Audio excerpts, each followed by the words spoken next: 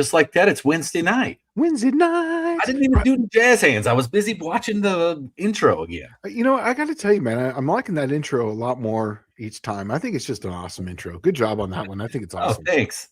Yeah. Yeah. Well, tonight is Wednesday Night Tech Talk Live, brought to you by WAF Racing. Yeah, I was actually just talking to him just a few minutes ago. So, yeah. Well, sweet. He had to have been just returning from sick week, right? Yes, he was. Yeah, he got second in his class, and I don't remember what class he got. I thought he won his class, but he actually got second. And another one of my guys, Rovic, he won his class, and he was running all our new nitrous jets and nitrous solenoids I designed and a bunch of nitrous stuff, and he ran the fastest he ever did in that Oldsmobile. I think he went an 860 something in that big old pig. It's pretty badass. It's not that big of a pig. It's only a 66, 67 body style. Yeah, right? but it's heavy though. I think it's like 3,800 pounds, 3,700 pounds, something like that. To kick the night off, we'll start at the top. Danny Boyd is here. Junkyard D is here. Miss Cat G here. Dr. Go is here. Hope to join everyone tonight. Colleen Tebow, KS Skyhawk is here.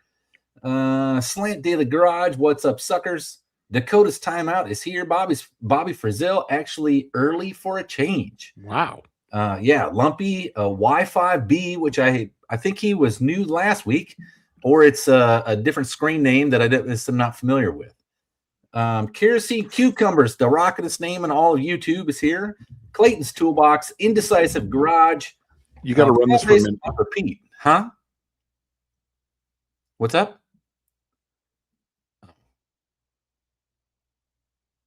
I have to take this phone call. Oh, all right. All right. Let's see here. Okay. Buff Del Campo is here. SSR Performance, Triple Crown inbound. John Wilburn is lurking with the eyeballs. Let's see. Big Block 402. Stephen Myrick is in the house. Buick Smith is here. Oscar Walton, hello all. Lout Burns is here. Dust Devil Garage, Mohawk 62. Levi's Backyard Performance. He says, evening, folks. I don't want to darken the evening, but if you could keep my family in your prayers, we certainly would appreciate it. Will do. I won't get into it, but we lost the foundation of car addiction. So, yeah, it sounds like he had a pretty big loss in his family. So, prayers go out to you, Mr. Dylan Levi. Hopefully, it doesn't mess you up too bad. I don't know who you lost, but mine was the big foundation for me was my dad in 2017. My gosh, it set me back big time. Let's see. Stephen Myrick says he's I'm back in the groove now, getting stuff done finally. And Dakota reminds us that John Wilburn is always watching. Okay. Well, I guess to kick the night off, do we have any tech questions first and foremost? It doesn't seem like it. I blew through everybody's stuff.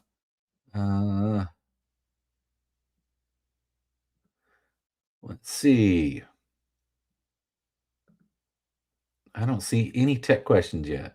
So, and Shane's not able to highlight anything that I've got going on here yet. So, let's see.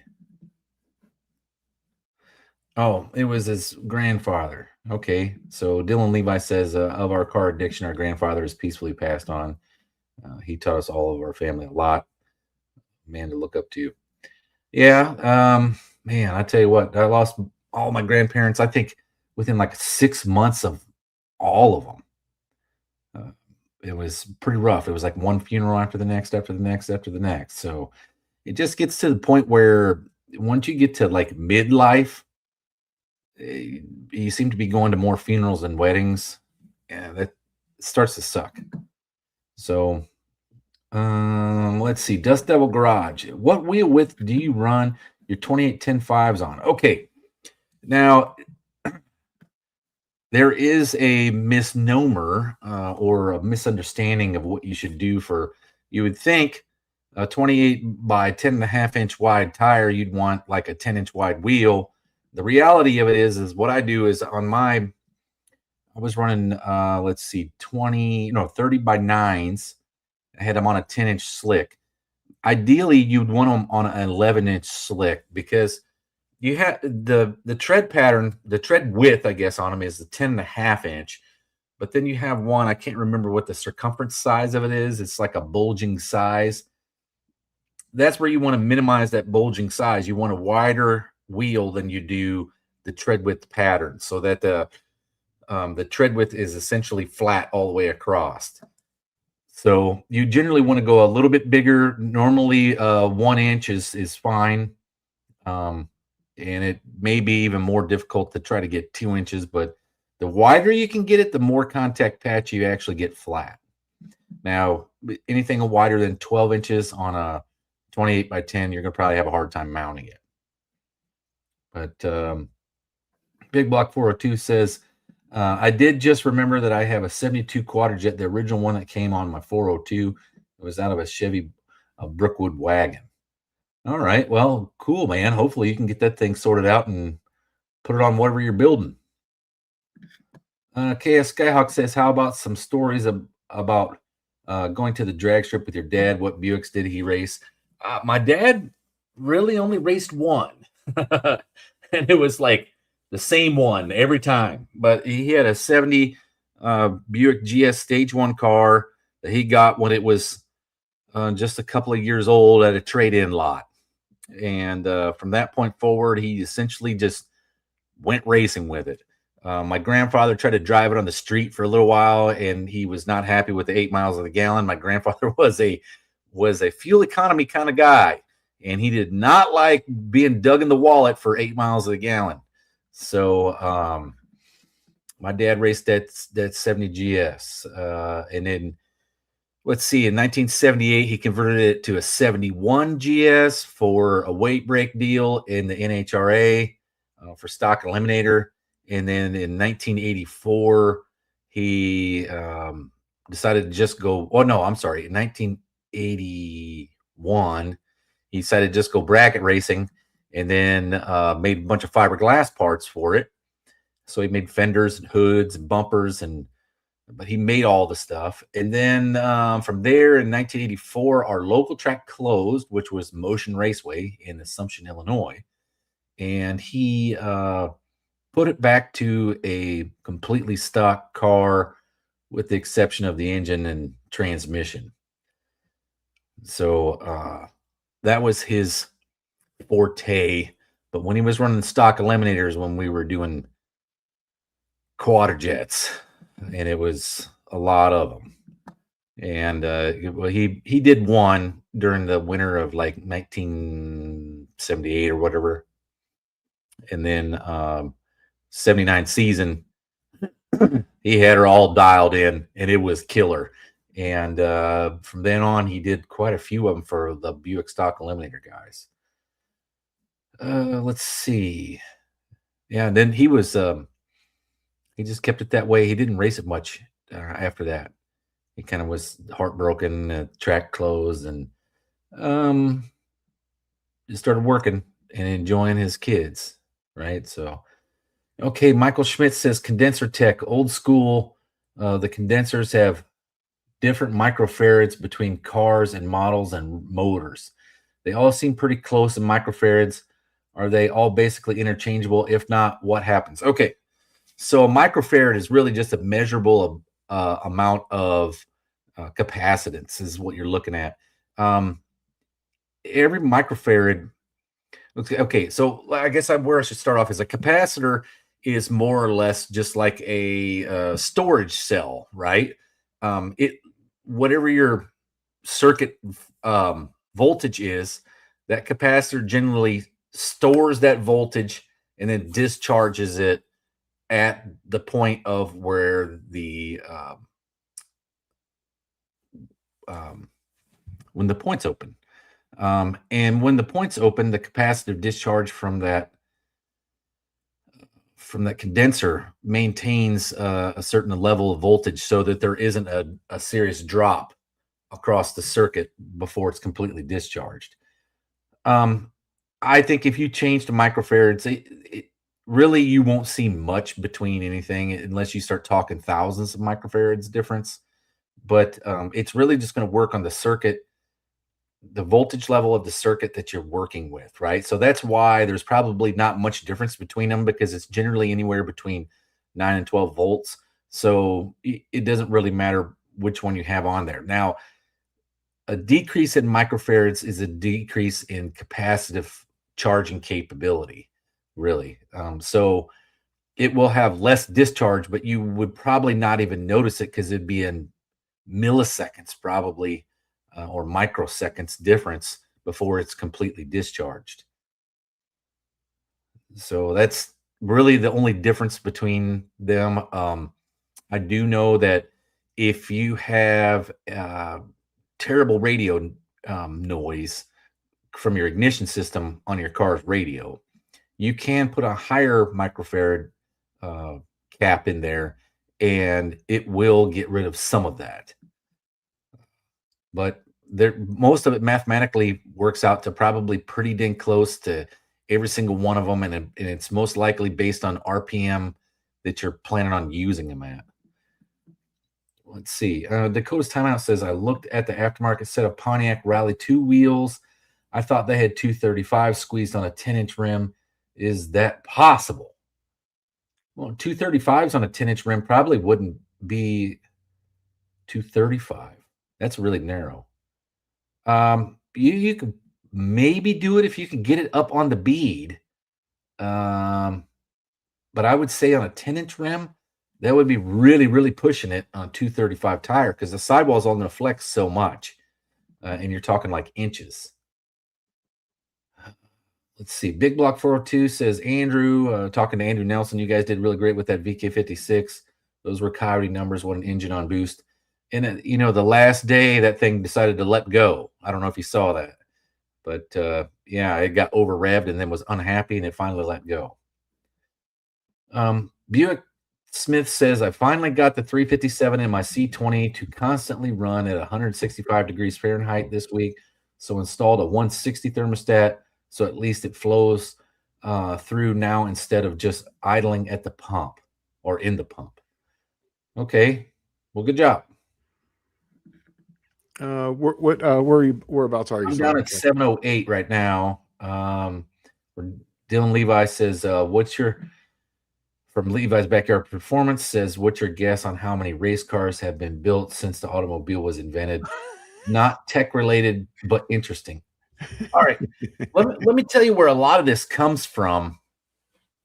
Being a gearhead is actually like the ultimate in recycling. And that's where I always felt that when the green companies went after the automotive industry, they were, what do they call it? Cutting off your nose to spite your face. Yeah. And because an automobile takes a hell of a lot of electricity to generate. Think about cold rolled steel doesn't just come out of the ground as cold rolled steel. You got to make it. And then, so your sheet metal, it's all about being essentially, you have to make all the sheet metal. You have to make the frame. And all this stuff takes a hell of a lot of electricity. And then what hot rodders would do is we would gather the cars that were either the crashed machines or and I'm thumbs up at everybody, but they were either the crashed machines or the junk that nobody wanted anymore. And that's a lot of it. What it was the stuff that was sitting idle behind somebody's house that didn't run any longer, and there was no purpose for it.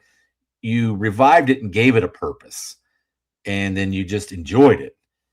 And that's one thing that hot rodders, in my opinion, are probably some of the most creative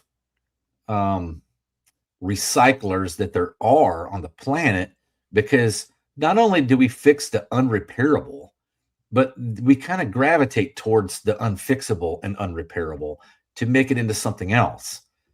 And I mean, if you really want to see the depths of it, go watch Full Custom Garage with Ian Roussel. Yeah, that dude recycles everything on the cars, right? And that's where I would have to guess, out of cars made, if there was 1 million cars made, 500,000 of them were made into race cars. That's what I'm assuming. But it's Yeah. I know the number is seriously changed since the 1980s and early 90s, and to where the kids today, I mean, their car just goes to the junkyard after 5, 6 years after they're done making payments, and it breaks down one time. They're hauling that sucker off. Yeah. 100,000. Was it 200,000 miles or something like that? That's about the average. And Yeah, then they just pitch it. what is it that the average age of a car in the junkyard is 6 years old. Yeah. Isn't that crazy? Oh, dude, and I started with stuff that was already 20 years old when I began. Plus, Yeah. I started going to the wrecking yard and they were already 30 something years old because it was, mid 90s by that point. Yep. Actually, you know what? What were we talking about? Just so I can catch up, because I actually got a question here too. I had just started off grabbing all the comments. Michael Okay. Schmidt asked about condensers for points ignitions and the different microfarads. What was the difference between, and would it really change anything? And not really. No, just But dumping. yeah, just make sure you can run an ignition system if you have an MSD without Yeah. without the condenser, because the condenser, like I said, it's just there when the field in the coil collapses from the points opening. Mm-hmm. Discharge from that condenser is what gets the ball rolling. Yeah. And if you run points, I've actually done that before on an MSD. You just run the white wire. So the white wire is the one that you hook up to an MSD box, and actually runs really good. And it runs for a long time because there's very little strain on the points. There's very little. It's not really dumping the charge. It's literally just breaking the connection at that point. Well, the MSD box, the MSD box itself is the capacitive discharge point for it, and there's none of that voltage is going across the points. All the points are literally just there to tell that box when to turn on and turn off. When the fire, yeah. And the only thing I had with it though is that I had to get the dwell correct before I did it, because it would change the timing on it. So I can't remember. I'm as I'm sitting here, I think it was maybe 3 or 4 degrees. As the points would wear out, it would change it. One time it would advance it. One time it would retard it slightly, just depending on how much gap was on the points, just depending on the timing of it. Right, and that's just the points themselves wearing away. Wearing out. They Yeah. actually turn into like dust. Yeah, right, Um, right. Yeah. Well, I'm gonna Chaos Skyhawk asked about tell some stories about my dad and his Buick, and he's saying now what speeds and ETs. They ran at 1,000-foot track, so the 1,000-foot drag strip, the ETs and mile an hour don't really equate. yeah. But when he was running NHRA stock eliminator, he was running, I want to say 1180s, and at that time that was pretty dang fast because that was about 1978, 79, 80. So 1180s for a car that originally ran 1280s is pretty good using factory parts. Yeah. You know what? Actually, we'll go down here. Dr. Go. I was actually watching a short of one of Dr. Go's. They were doing some ice drag racing, and you should watch it. They did one where they have a no stud drag racing. So it's like these cars with like street tires, and it's like it's the most slowest rollout, but it's the most skilled thing to accelerate a car on man. ice. It was actually really cool. You should go and I check think it that's out. what the no prep racers should be doing right there. Yeah. So, yeah, I think that was amazing, because it was like this minivan and there was this like hot rod, and I think the minivan was in the left lane and actually won. I'm thinking, well, I mean, that makes sense. You know what I mean? That's where the front row drive would win. Yes, exactly. Yeah. Exactly. So I'm actually going to go to this right here. I'm not going to tell you the name. Maybe they're in the chat here. So if they say it, says tech question. I'm getting ready to order a new nitrous kit. With a stick car, is there any point to run a progressive delay box and a wide open switch, or just put it on a button? Now, my setup, I will never lift off the gas. Just grab the next gear. So progressive box wouldn't necessarily work and start over at each shift. So now the progressive box that I use, the only time it actually uses progressive is when you release the button for the first time. And you can have up to 10 times where you can pedal it and it goes right back on to instant nitrous, exactly for people who drive stick shifts. So it's only a progressive when you launch in like, let's say, first gear. and then it moves on. If you didn't want to go that route, what I highly recommend is run. Actually, it would be 3 safety things. Run power to the solenoid, to the nitrous solenoid, and to the fuel solenoid, and then you run through the ground. You run it to a fuel pump switch, so that way you have fuel pressure. Then you loop that through a full throttle switch. Then you loop it if you want to put a button. Then put a button. So that way there's no power going through it. That's just a grounding at that point. So that way it goes through a fuel pressure. Then it goes through the wide open switch. Then it goes to a button. And that way you'll always have fuel pressure. You'll know it's wide open, and then you can hit the button.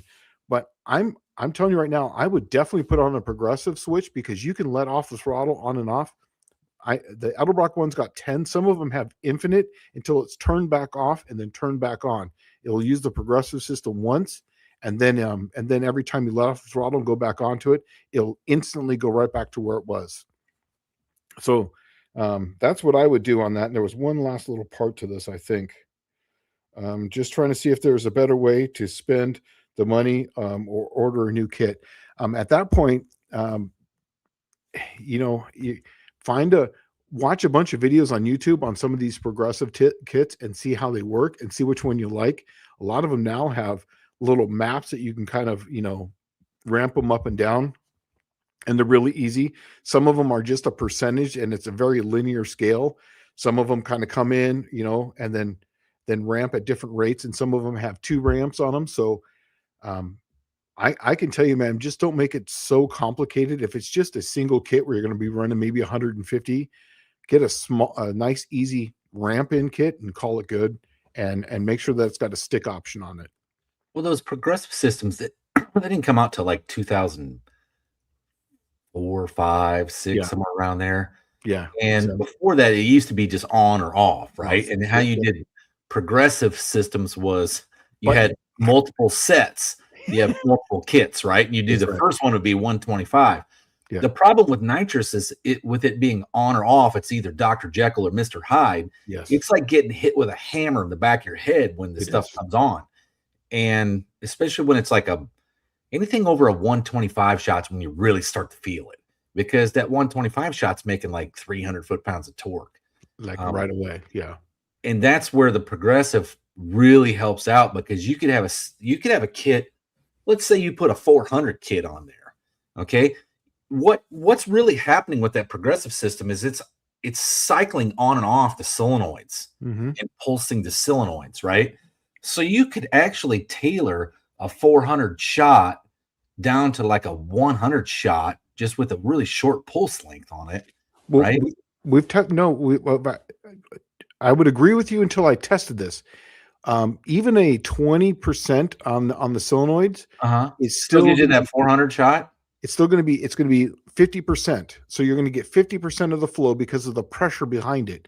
Now they have some of them where you can dial in the hertz. So I forget what our hertz cycling is on the solenoids.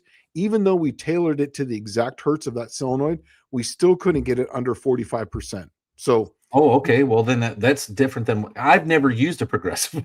Yeah. We used to run with just plates, right? But I was thinking the progressive, you could almost tailor the shot based on the pulse width modulation of that solenoid. Yeah. Now, if you're changing, if the solenoid operates at a certain frequency, you are going to be limited. And then the other thing is, you remember, you still got the pills in there, the jets in the system for a 400 shot. So it is going to dump all of it in there at once, but it'll only be like for a nanosecond that it's on. Yeah. And the biggest thing is, though, is that a lot of those don't cycle the fuel side. And that's how they make the cycle, is that they will, because the nitrous will flow 200, but because you're running so much fuel on it, it's not actually going to make 200 because you're on its face. It exactly. So I found that out right away. So when people are like, yeah, run it down to 20% and then ramp it in. I did that. It was really fall on its face, and you get a bad reading on your plugs because it would show fat. Well, and as a nitrous racer, when when your nitrous solenoid doesn't come open, because the car will literally fall right on its face. Yes. And it feels just so sluggish that you're like, oh, this has got to be a lean condition or a rich condition. And then And it hammers, and then all of a sudden you're like, "What happened here?" You know, yeah, it was almost frozen. So, just a heads up, if you're going to run a progressive system, this is just me building a lot of these kits and cycling a lot of solenoids and everything that I've been testing.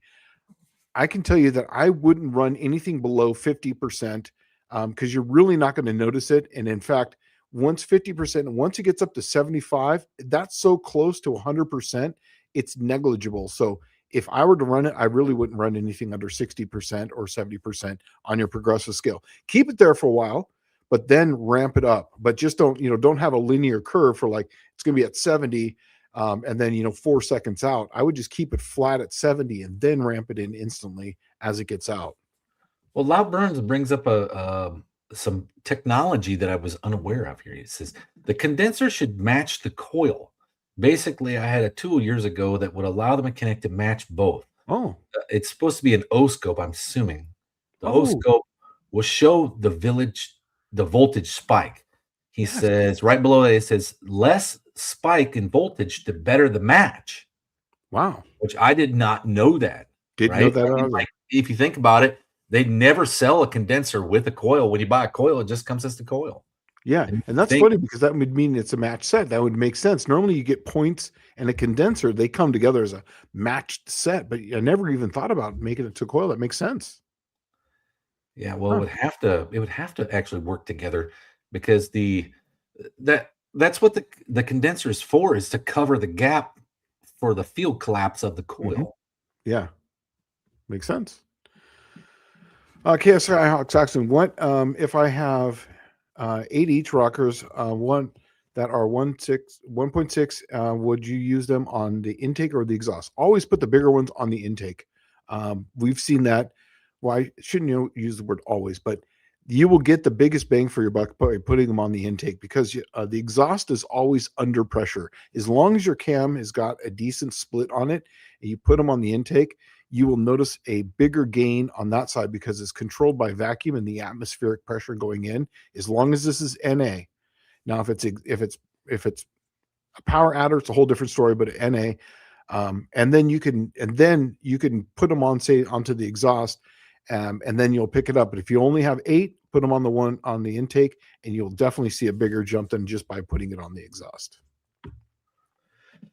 Oh, SSR Performance says we got any new builds in the works for Triple Crown? We need to get it pumped up. I haven't seen anything actually. No, I Um, think everybody's like like elbow deep in their cars right now. I think that's the case, and the weather's starting to get nice, so you just got people starting to come out of their garage shell now. Yeah, The sun. Hey, it was almost 70 degrees here today and yesterday. You know yeah. that? Well, today, or I don't know what it was today. Yesterday was 77 in Nashville. Yeah. Wow.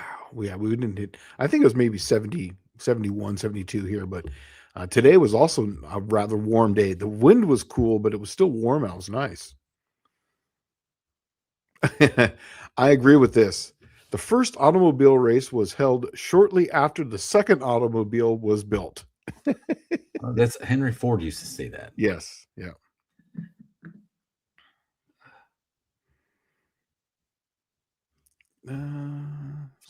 See. Okay. Yes, I did get it. I did get your emails, but they did go to spam, and I did see them this afternoon. I just happened to check my spam, and yes, I did get them.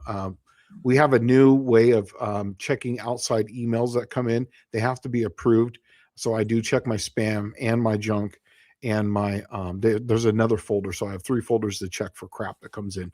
I did get them. And I will respond to them tomorrow. Okay, so everybody was talking about when I was telling them about where would you find, recycling of old cars, how many race cars were ever built out of, and I was saying that, we would look at stuff that's like 20 years old. Dakota's Timeout is saying that my stuff is 40 to 50 years old. And that's because anything that's 20 years old now is a 2005. About the only thing I would look at from 2005, 2006 would be like the Pontiac GTOs, maybe, and Pontiac G8. or maybe a Mustang, but I was never really into.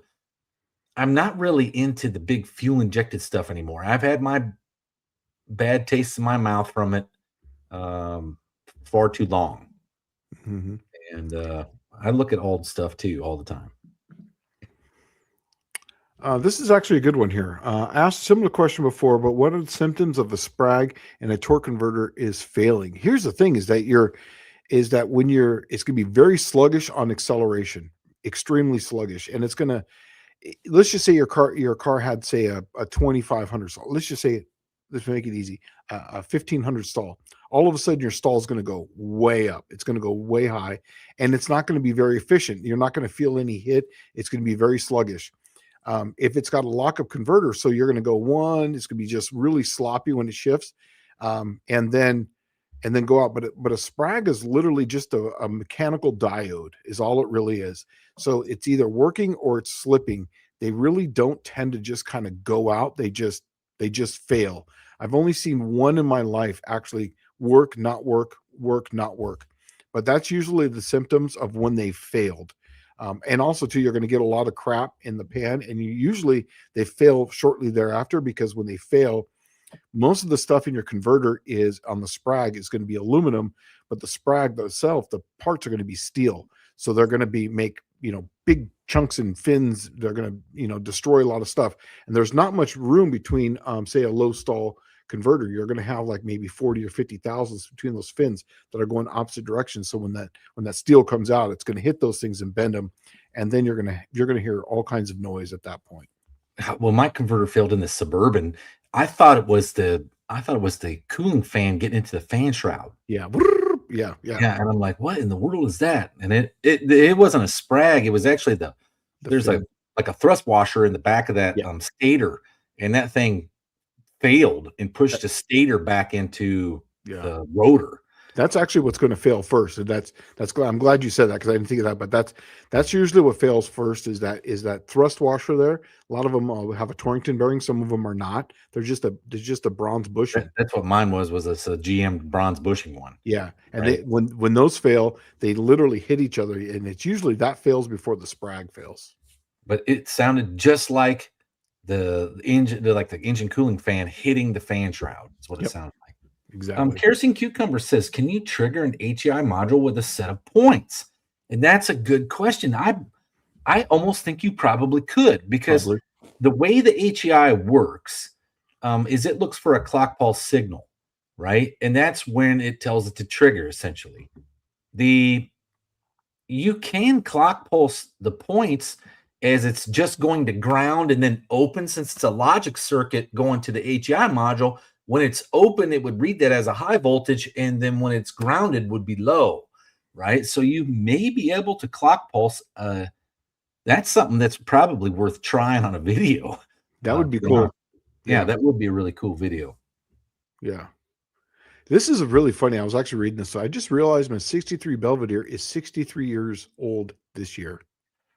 That means my 63 Buick is 63 years old. Wow. Should throw it a birthday party. You know what you should do? Have it a birthday party and send it drag racing at the No Name Nationals. That's what I'm going to do. Yeah, that's what I'm going to do. Happy 63rd.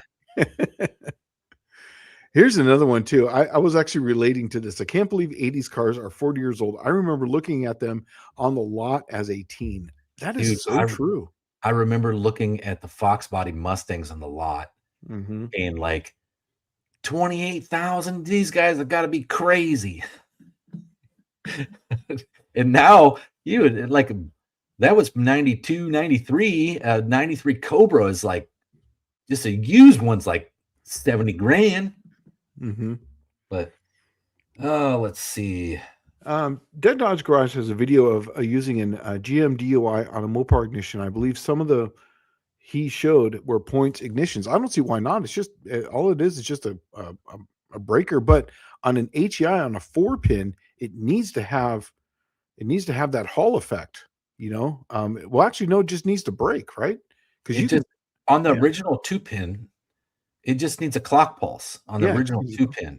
And one is high and one is low side, and then that's how it reads the clock pulse. But the only thing I'm kind of wondering about when you're talking digital electronics, because that's what that HEI module is. It's digital. Yeah. When you have an open in a circuit, that creates a 5-volt logic level high, right? And I don't know if it's high enough voltage to trigger the HEI module to work. And if you think about it, the logical thing is, the reason why I say that is, if it would have been that way, GM would have done that, right? If it would have worked that way, they would have done that with a set of points. Because with no voltage going across the points don't disintegrate. It literally will open and close forever like that. Yeah. Oh yeah, right here. Andrew Nelson say 45% is the lowest. The progressive I will go, and I agree with that. And believe it or not, 45% literally is that's all you're going to get, because it's half. It's 50%, and I've never seen it go below that. I've tested every manufacturer's make. They're all coming from Peter Paul. That's mostly anyone that's running a U.S. style of solenoid, which is American U.S. solenoids. That's where we get ours from. They're all about the same. And even at, say, 20%, they're flowing 45 to 50%, almost every single one of them, even though you pulse them at 20%. I would even change the hertz and everything, and it still was under that kind of pressure.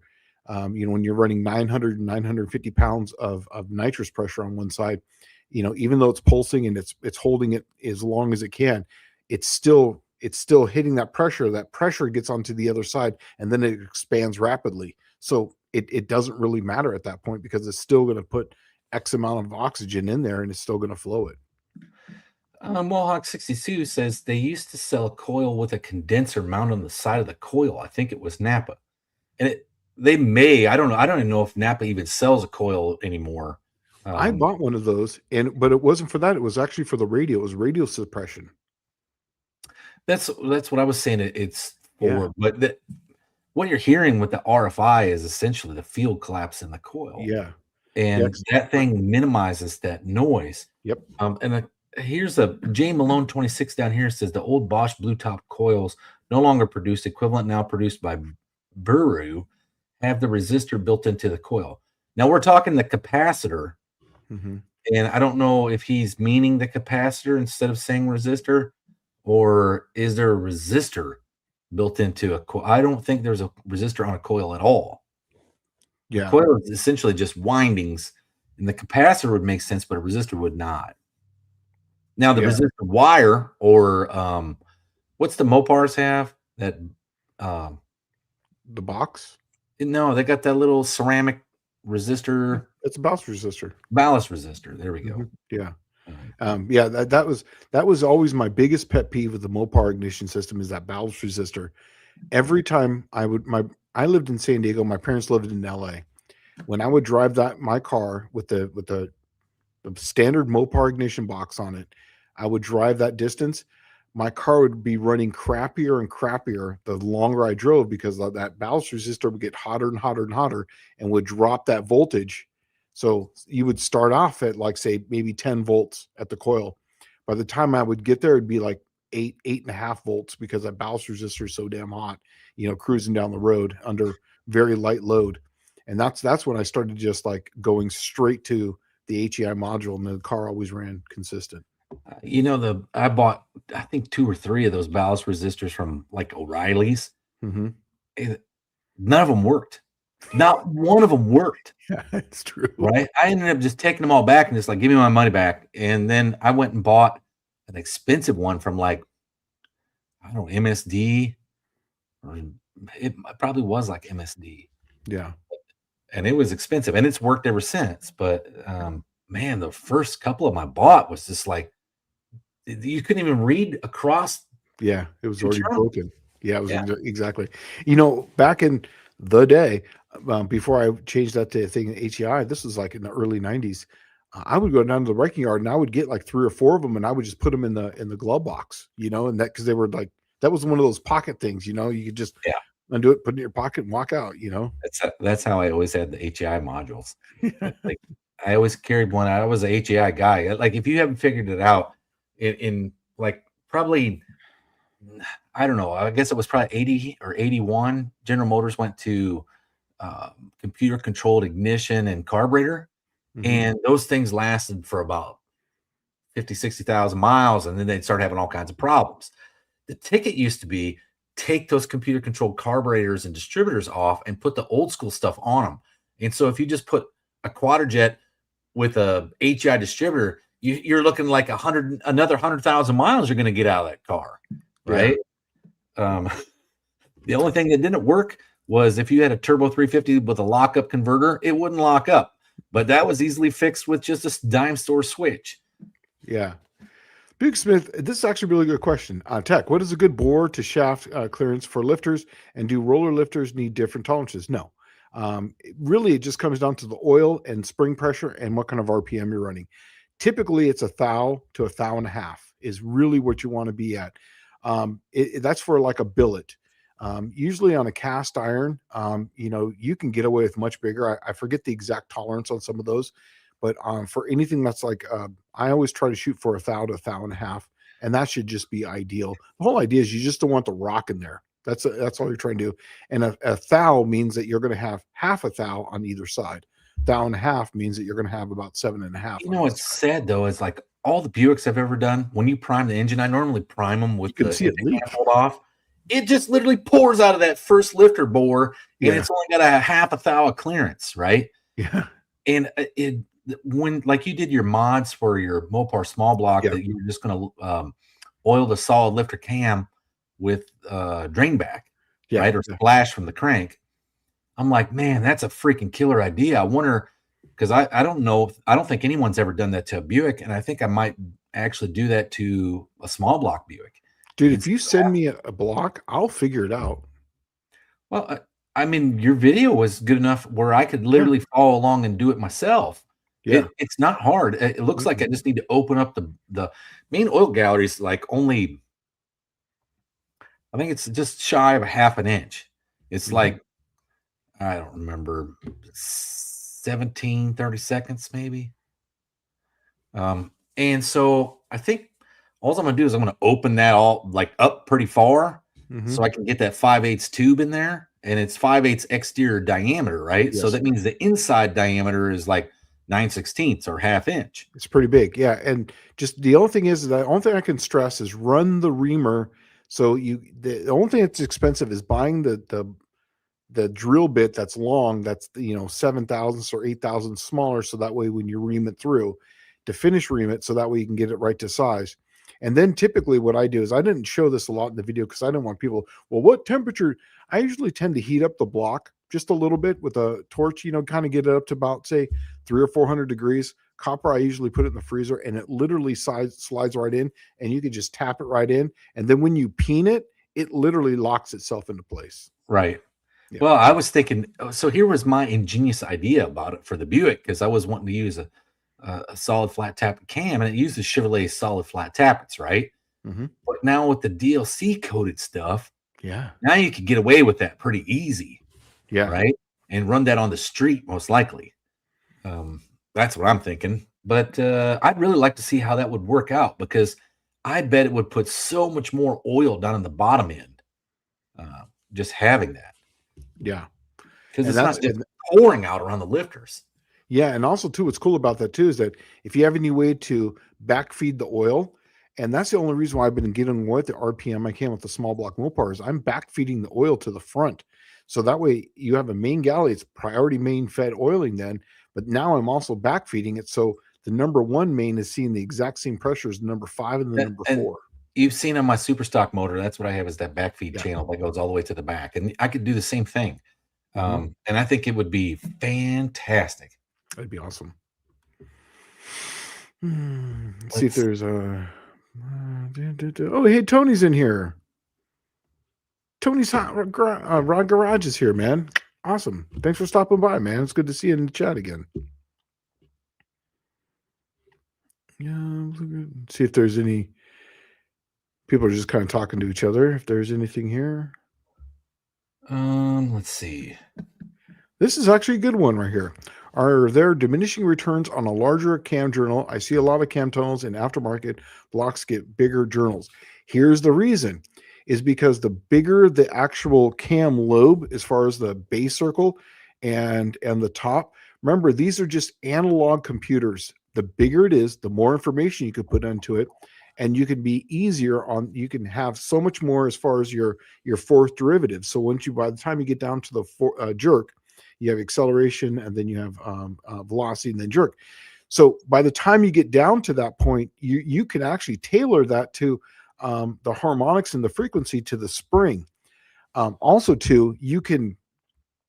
The only downside to it is that now your lifter wheel is at a much higher speed because you have a bigger surface to go around.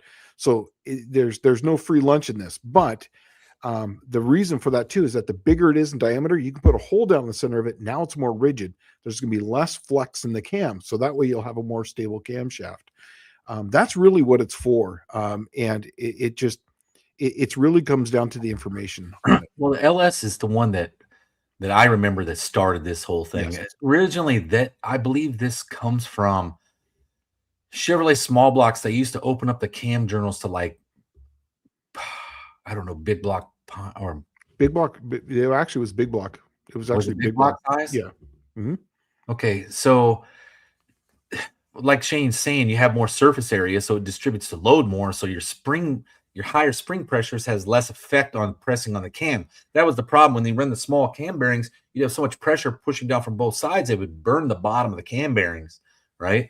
Well, when they went to the larger ones, the larger cam bearing with more surface area, that seemed to fix a lot of it, but it opens up a whole new can of worms, like he was saying, to where one, your bearing speed becomes significantly higher because the bearing is so much larger, right? And the journal is so much larger.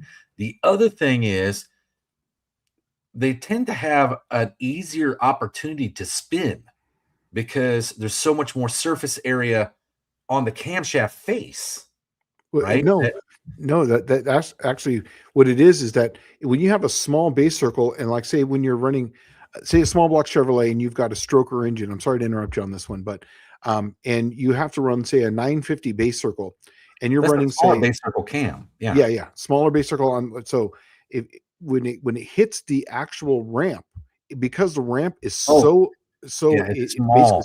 small, that's where it's going to skid. The whole idea is having something bigger is that because the transitioning is so easy, there is no skidding on them. And that's the reason why they went to that, for the longevity.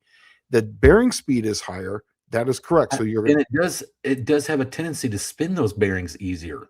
And I think it has spin the bearings, yes, but as far as the wheel skidding on the camshaft, no. I don't know. I'm not sure about that. I thought that's what you said. I'm sorry. I was talking about the cam bearing turning inside the block, because that seems to be a tendency that, if you notice, the LSs, when you try to turn them up really high RPM, that's what they end up doing, is spinning the cam bearings in them. Mm-hmm. And it's because you would think because the diameter is bigger, it has more surface area on the holding on the block, but really it's the bearing speed, and it's more friction area on the camshaft. And it uses a lot of oil. It has to have a ton more oil, which, if you didn't know this, if it needs more oil at the cam gets oiled before the crank, right? So generally, in that kind of case, it starves your crank when it's taking more oil to run the cam. Yeah. This was a follow-up? Were you asking about, do you remember Michael Schmidt talking about this at all? Well, he was the one that brought up the whole thing about the condenser. Okay. If there's a bad condenser with points, if your car dies in traffic and you're on the side of the road, can you remove the condenser and continue driving until the points burn up? Well, the points won't burn up because of the condenser. I don't think the entire circuit will work correctly without the condenser. Mine didn't. It needs the condenser. You're looking at a capacitive discharge from the condenser to make the field, and to actually make the coil ignite. Right? Exactly. Yeah, and that's what happened to me, is that on my Volkswagen, I had a 009 distributor and had a little condenser on the side of it, and my condenser went bad, and we're like, let's just take it off. When I took it off, it zapped me, but we tried to start the car and it didn't work. So that was way back when. That was like 91. So Mohawk right below that says, I remember walking around the car lot and drooling over the new bright red 73 Trans Ams. I was 10 when they came out in late 1972. You know what this reminds me of is that I'm getting Wyatt into the car movies, right? So he watched Smokey and the Bandit, and he really enjoyed Smokey and the Bandit. So I broke out the Blues Brothers, right? Nice. And he was just like, they're driving through a mall. He was like so surprised they're driving through a mall, right? And then every now and then, like, it just out of the blue, he'll turn at me and be like, the new Oldsmobiles are in early this year. So I actually have something that happened to me just today. When Cash went down and got the mail, and there was a Summit catalog in it. And normally the Summit catalog would come out and it would just come to me, and I'd go take it to the restroom or whatever. They just have a little rack in there. He was actually at the kitchen table going through the Summit catalog, looking at things. And I was just like, wow, that's like, hold up now, because what he's looking at is because they have a section in there now for Predator engines, right? So because he's got the little mini bike. So he's looking up all the Predator type of those little Briggs and Stratton style engines for performance parts. So Oscar Walton saying Excel or somebody used to sell GM DUI distributors for Mopar and Fords. Don't know if they still do. Okay, I don't know if that's a typo, or there is a DUI, which is Davis Unified Ignition. Yep. And they're out of Memphis, and they do make HEI distributors for Mopars and Fords, and they make it for any make and model, actually. Mm-hmm. But you don't need to do that. Just go down and get a 75 for a Mopar, just basically distributor. So it's got a Hall effect in it. And then just go get yourself a module, and then you run power to the 2 pins. You have power and a coil, right? That's it. And then the other side, you just run one side is ground, and then the other side is the Hall effect, right? Yeah, exactly. And that's it. And then you can even test it too. If you just take the 2 wires and touch it together, it'll zap. And I'm telling you right then you change your coil. I typically go with a Ford truck coil, like say the mid 90s. It looks just like an MSD coil, and they work beautifully. They put out like a ton of voltage, and it's an awesome coil, and they run at full 12 volts. And that's basically been my go-to setup for every car I've had since like 96. I've had that same setup on everything before I could afford any MSD boxes. And I love them because that means anytime I'm on the side of the road, I can get either a Ford coil or HEI module, and it'll always work. Andrew Nelson's saying something here that at 748, we have a Hemi Cam Journal spacer. Let me get it. Hold on. Around the cam. The lobes are 1-inch lift, and the spacer reduces the journal to a small base circle. Journal spacer that goes around the cam, and the spacer reduces the journal to a small base circle. I'm trying to picture this in my head because I've never seen anything like this. We got a few top fuel engines at our work, and I've never seen this. Maybe if he explained it, if he showed me a picture, I'd probably say, "Oh yeah, I know what that is." Yeah, I'm not too familiar because right now what I'm thinking is a journal spacer would be something that's like it would almost look like a cam bearing inside of a cam bearing. Yeah, and the lobes are 1 inch. But that's where it loses me, is the 1-inch lift, and then the spacer reduces the journal to a small base circle. I do know I see there's a spacer that slides over the lobe, the journal with the lobe, right? And it has 1 inch of lift on the actual lobe, but since there's a spacer on there, it decreases the size, or it decreases the size of the lobe, but it makes the journal larger. Does that make sense? I don't know. I don't think that most of the ones we do, I make a lot of the cams for Clay Milliken because he runs a lot of our stuff out of there. In fact, all those guys over there at Don Schumacher Racing, they run all our cam stuff. All those are, they actually run like huge rocker arm ratios. They run like that's what I was actually just going to bring up. If you look at the one right below that, where Dakota's timeout says, "I've thought about making a multi-piece camshaft so you can run larger lobes." You don't want to do that. You can do it all with rocker arm. Yes. Rocker arm is the way to go. Because you get the mechanical advantage of the spring going back the other direction. And so that's what the NASCAR teams figured out probably around 2002 or 3 was they went to like a 1.9 or a 2.0 ratio. Yeah, 2.5 in some areas. Do they really? They have 2.5 now? They made a really small camshaft, and then lowered the camshaft down. So all the rotating mass was at the bottom of the engine, meaning that all of the rotational forces were at the lowest point of the car, making it corner better. Yeah. And also too, a big thing too is that the heaviest part of a camshaft is the lifter. So if you're only moving the lifter, say 300 thousandths, but yet you're moving the rocker arm a ton up here, then you're having to change direction less when you're at 11,000 RPM. When we are doing a lot of the stuff for that, what was that engine, that Spinal Tap? Remember we were doing Spinal Tap? Billy Godbold was the one that was actually designing all that cam for comp at that time. And that's literally how they did that, is they did it with rocker arm ratio and spring and harmonics. And they were just sending everything up to a big rocker arm ratio. And that's literally what Pro Stock's been doing. When they were buzzing those things to 11,000 RPM. Yeah. That's how they were doing it, was rocker arm ratio. It's like serious money rocker arm, or, yes, like valve train assembly.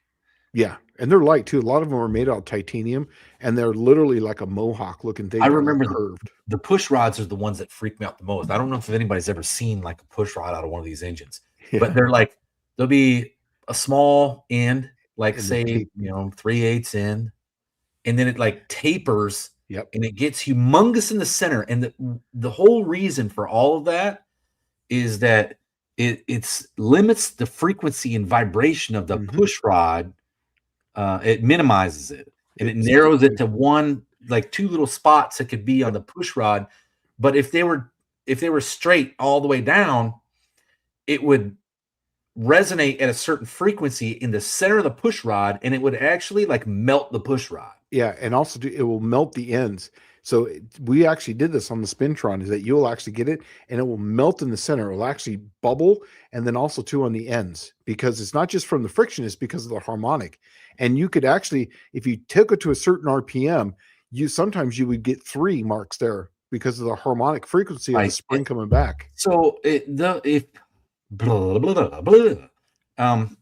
those that don't know, okay, so if you go back to like old school ham radio days, your antenna used to be really long for your ham radio. And an antenna is generally like, I can't remember, it's one quarter or 1/2 the wavelength of what you're transmitting. Well, if you think about it, a push rod is essentially just an antenna.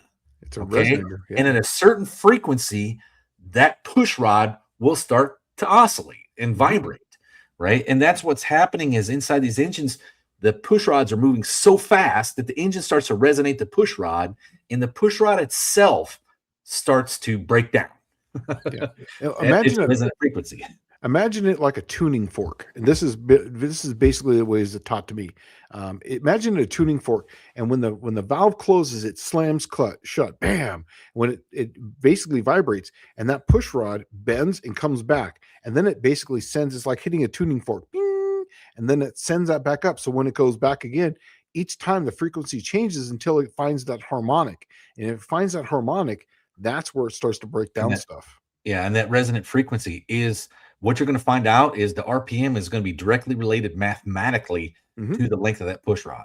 And you can usually see this on if you look at, like, say, a dyno graph, and you'll see these arbitrary dips in power, torque and horsepower, like my EZ302, where it's like, why is it lost 20 horsepower here and then pick it up? Yes, that's a frequency. The valve train is losing control. That's right. What's happening?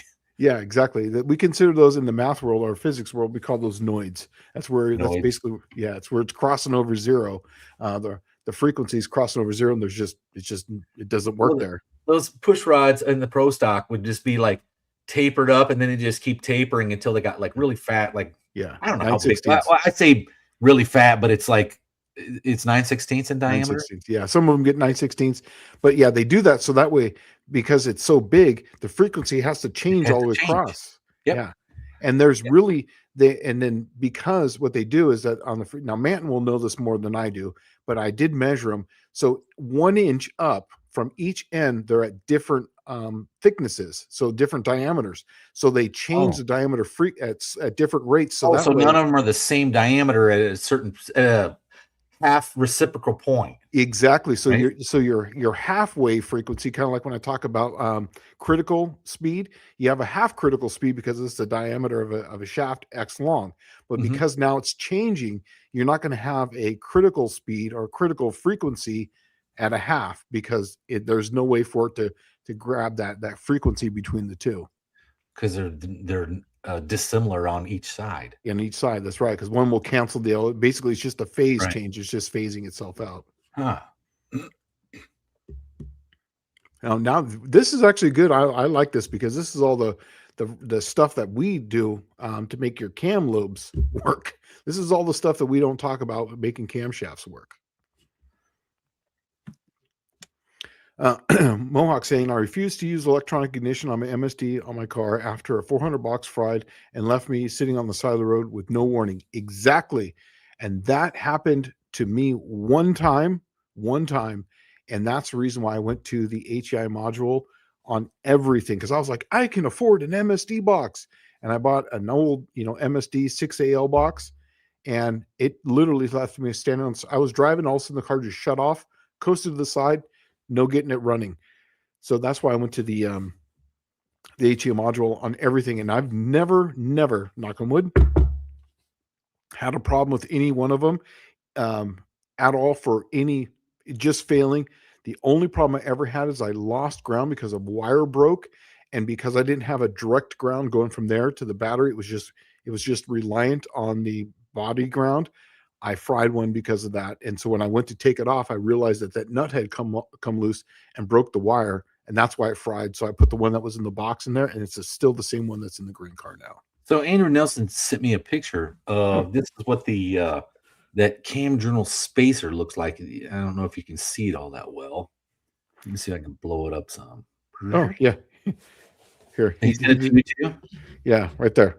Okay. All right. Yeah, that's what it looks like. Which it looks like it fits around the lobe. Right? Weird. Yeah, I don't even understand how that would work. I'd have to see that thing in action to grasp the concept on it. Yeah.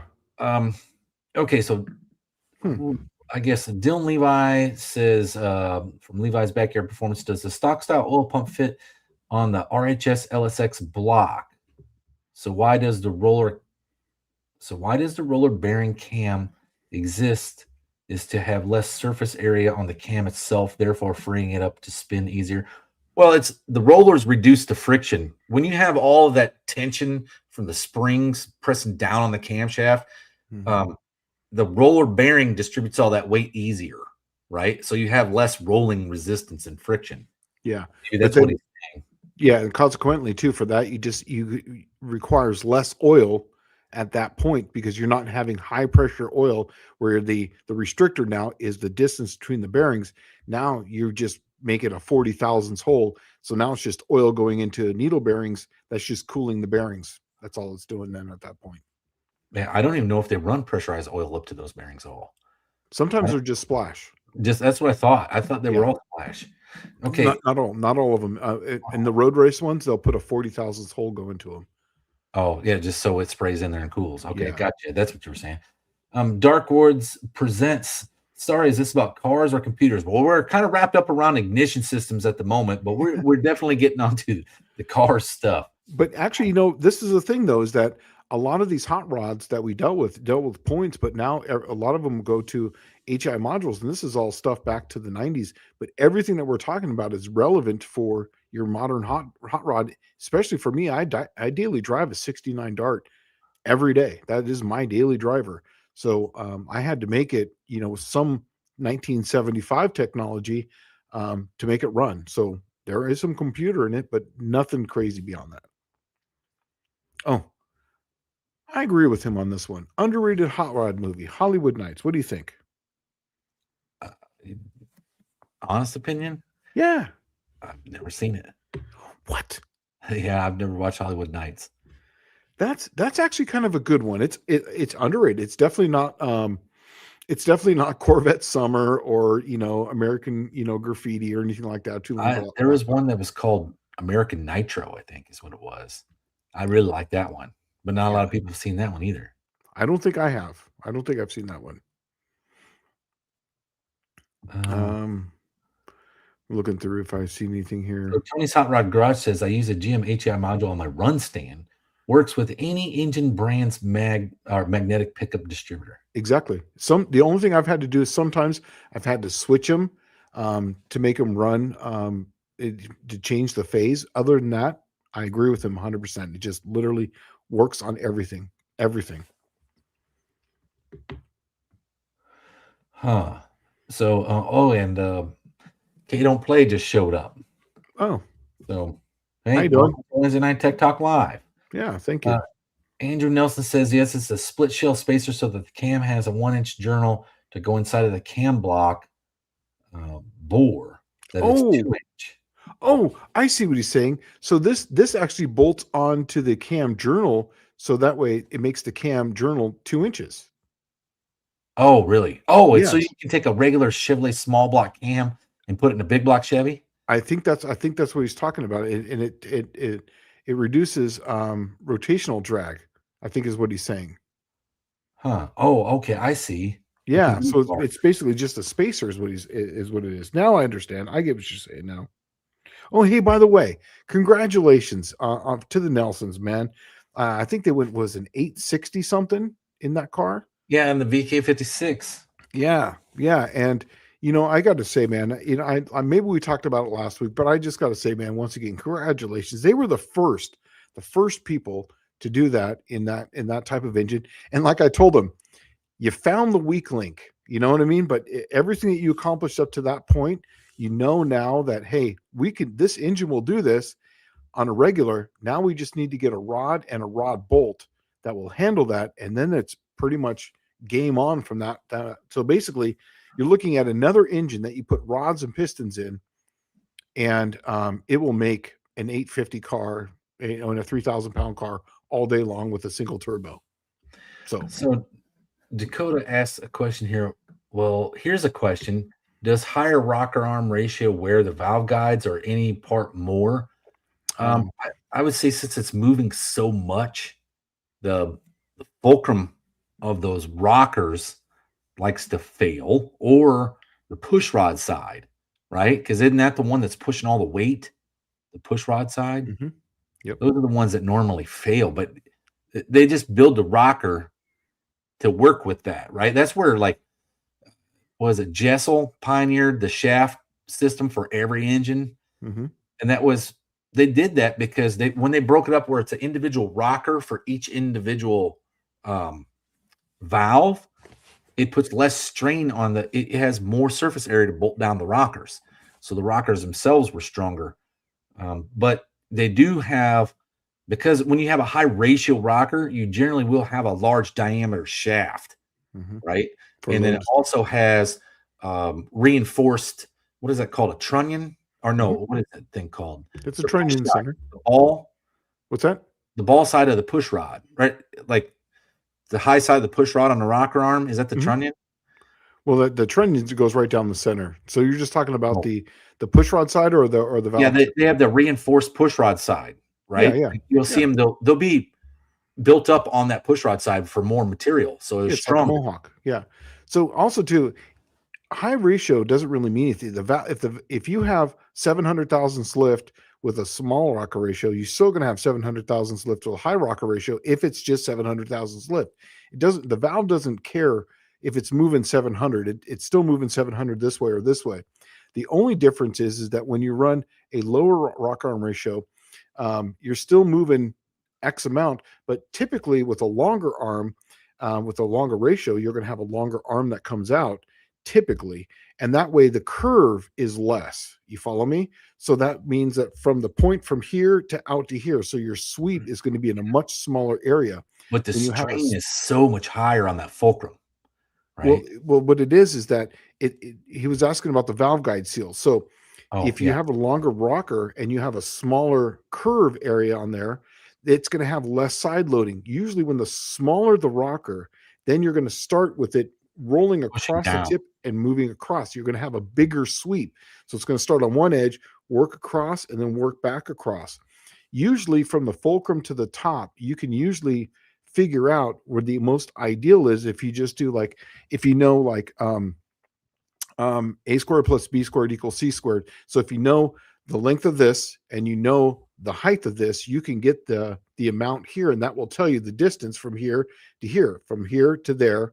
Well, that will be your amount of sweep, ideally, but they're not always perfect. So that way you can do that to find out how much sweep would be ideal and then run it across. Typically, you don't want to have it start exactly here and then come here.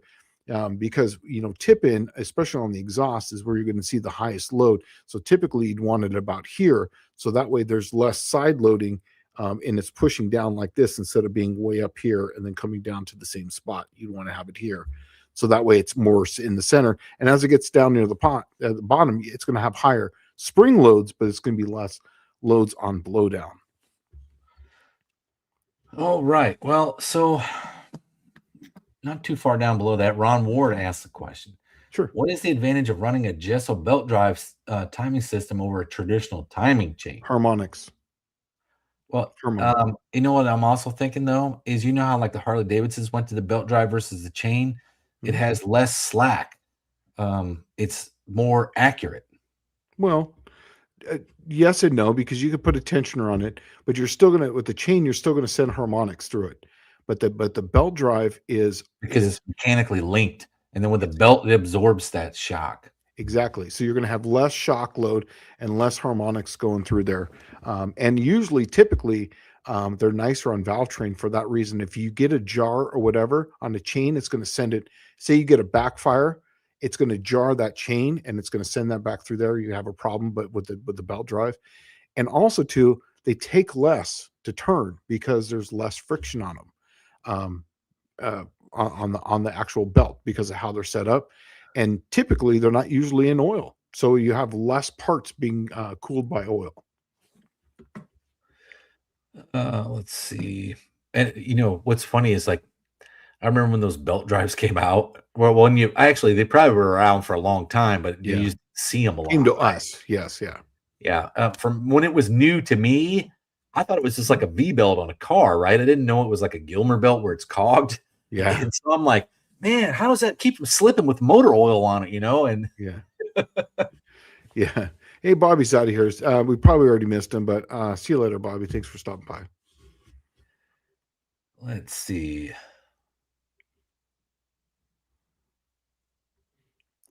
So it goes around the journal and becomes the bearing, and it gets pinned in the block. Okay.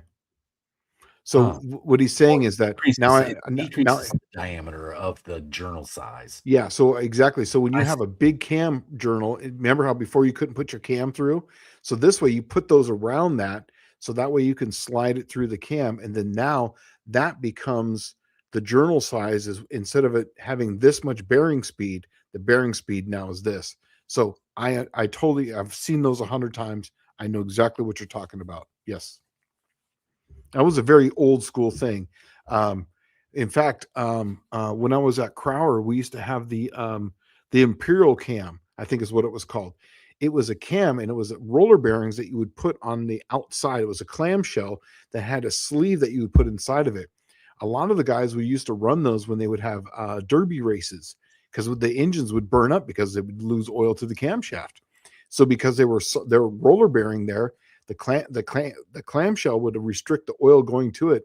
So that way, when you had a small block Chevrolet or whatnot, you didn't lose any oil pressure there, and you could RPM the crap out of those things. But yeah, it's the same type of deal. Yeah, that's awesome. Oh yes, here, this is it. That's what I was trying. I couldn't remember the name of the car. Hollywood Nights is great. Project X before. I do know of the movie. Hollywood Nights is the one that had Tony Danza, right? Yes, that's right. Okay, I just haven't seen it. Yeah. Ron, more accurate timing, and always what I said is less vibration. Yes, and harmonics. Really is the harmonics is really what it is.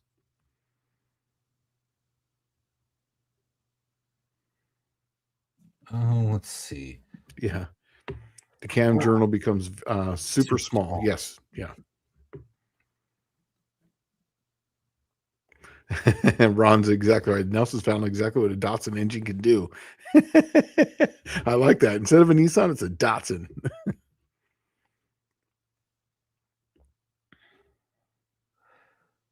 Racer Ray is saying that a high ratio rocker will have less scrub on the valve tip.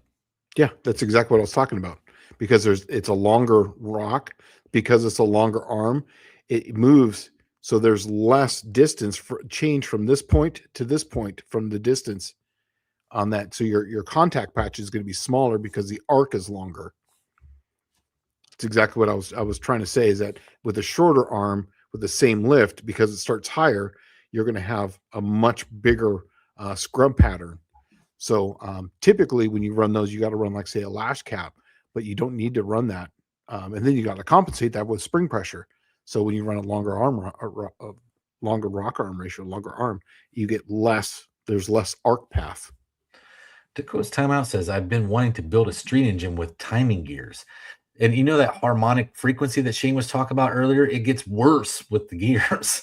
Yeah. Like, if you think about it, the only reason that happens is because it's mechanically linked from the camshaft to the crankshaft, right? In a chain, it's linked just through the individual links of the chain, but on a gear drive, it's literally touching with the gears all the time. Ron saying, I always thought higher rate rockers gain lift on the push rod side of the rocker. Am I wrong? No, it's actually the other way. They move the rocker, the push rod comes closer to the fulcrum, and this side gets longer. So you have less movement here on the push rod side with higher ratio on this side. And that's how it's gained, is that this moves very little, where this moves a lot, where if you move in, say, my microphone is this way, so that way you kind of get this, but if it's moved over here, they're moving about the same. So that's what it's doing. So the Frog Feeder says, does anybody here know if separator plates are interchangeable on a Mopar 727, or do I need to change the entire valve body? Trying to put a shift kit in, but the holes are already too big. Let's see. I don't know anything about 727s. Where's he at? The only that's down at 812. The only the only 727s that I know anything about is that wasn't the push rod or the push button ones, didn't they have a different valve body completely? Yeah, you're gonna have to change. I would just change every 727 is slightly different. I shouldn't say everyone, but there are different years of different things. I would just change the valve body, because 904s and 727s literally run the same valve body. Well, he's not asking that. Okay. He wants to know if the separator plates are interchangeable amongst the Mopars. Are all the separator plates the same? No, that's what I was getting to. What I was thinking is each one of those is calibrated for the application that it uses: truck, car, full-size car. Yeah, it would have different size orifices in there for how it wants to apply the gears, but probably those individual holes, if your holes are too big, there used to be a trick for this where you could stake around the holes and it would actually shrink the size of the hole up. But I don't know if you can do that where that valve body's at. I mean, what we need is the valve body king of Chicago here. Yeah. He's usually in the chat. On a 727, though, or in a 904, where the valve body bolts to the transmission is in the very front and on the driver's side. There's only two spots where it hits. The rest of the separator plate is actually in the actual valve body itself. And it's literally, I think there's some of them have one and some of them have two, depending on how it's set up. But they're going to be specific for that valve body. So they're really not interchangeable.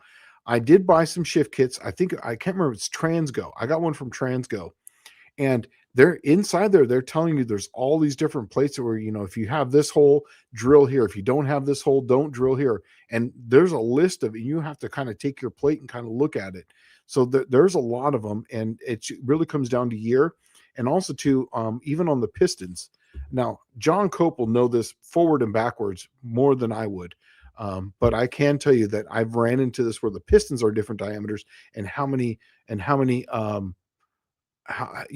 indentations on the pistons for how they apply the fluid are always different.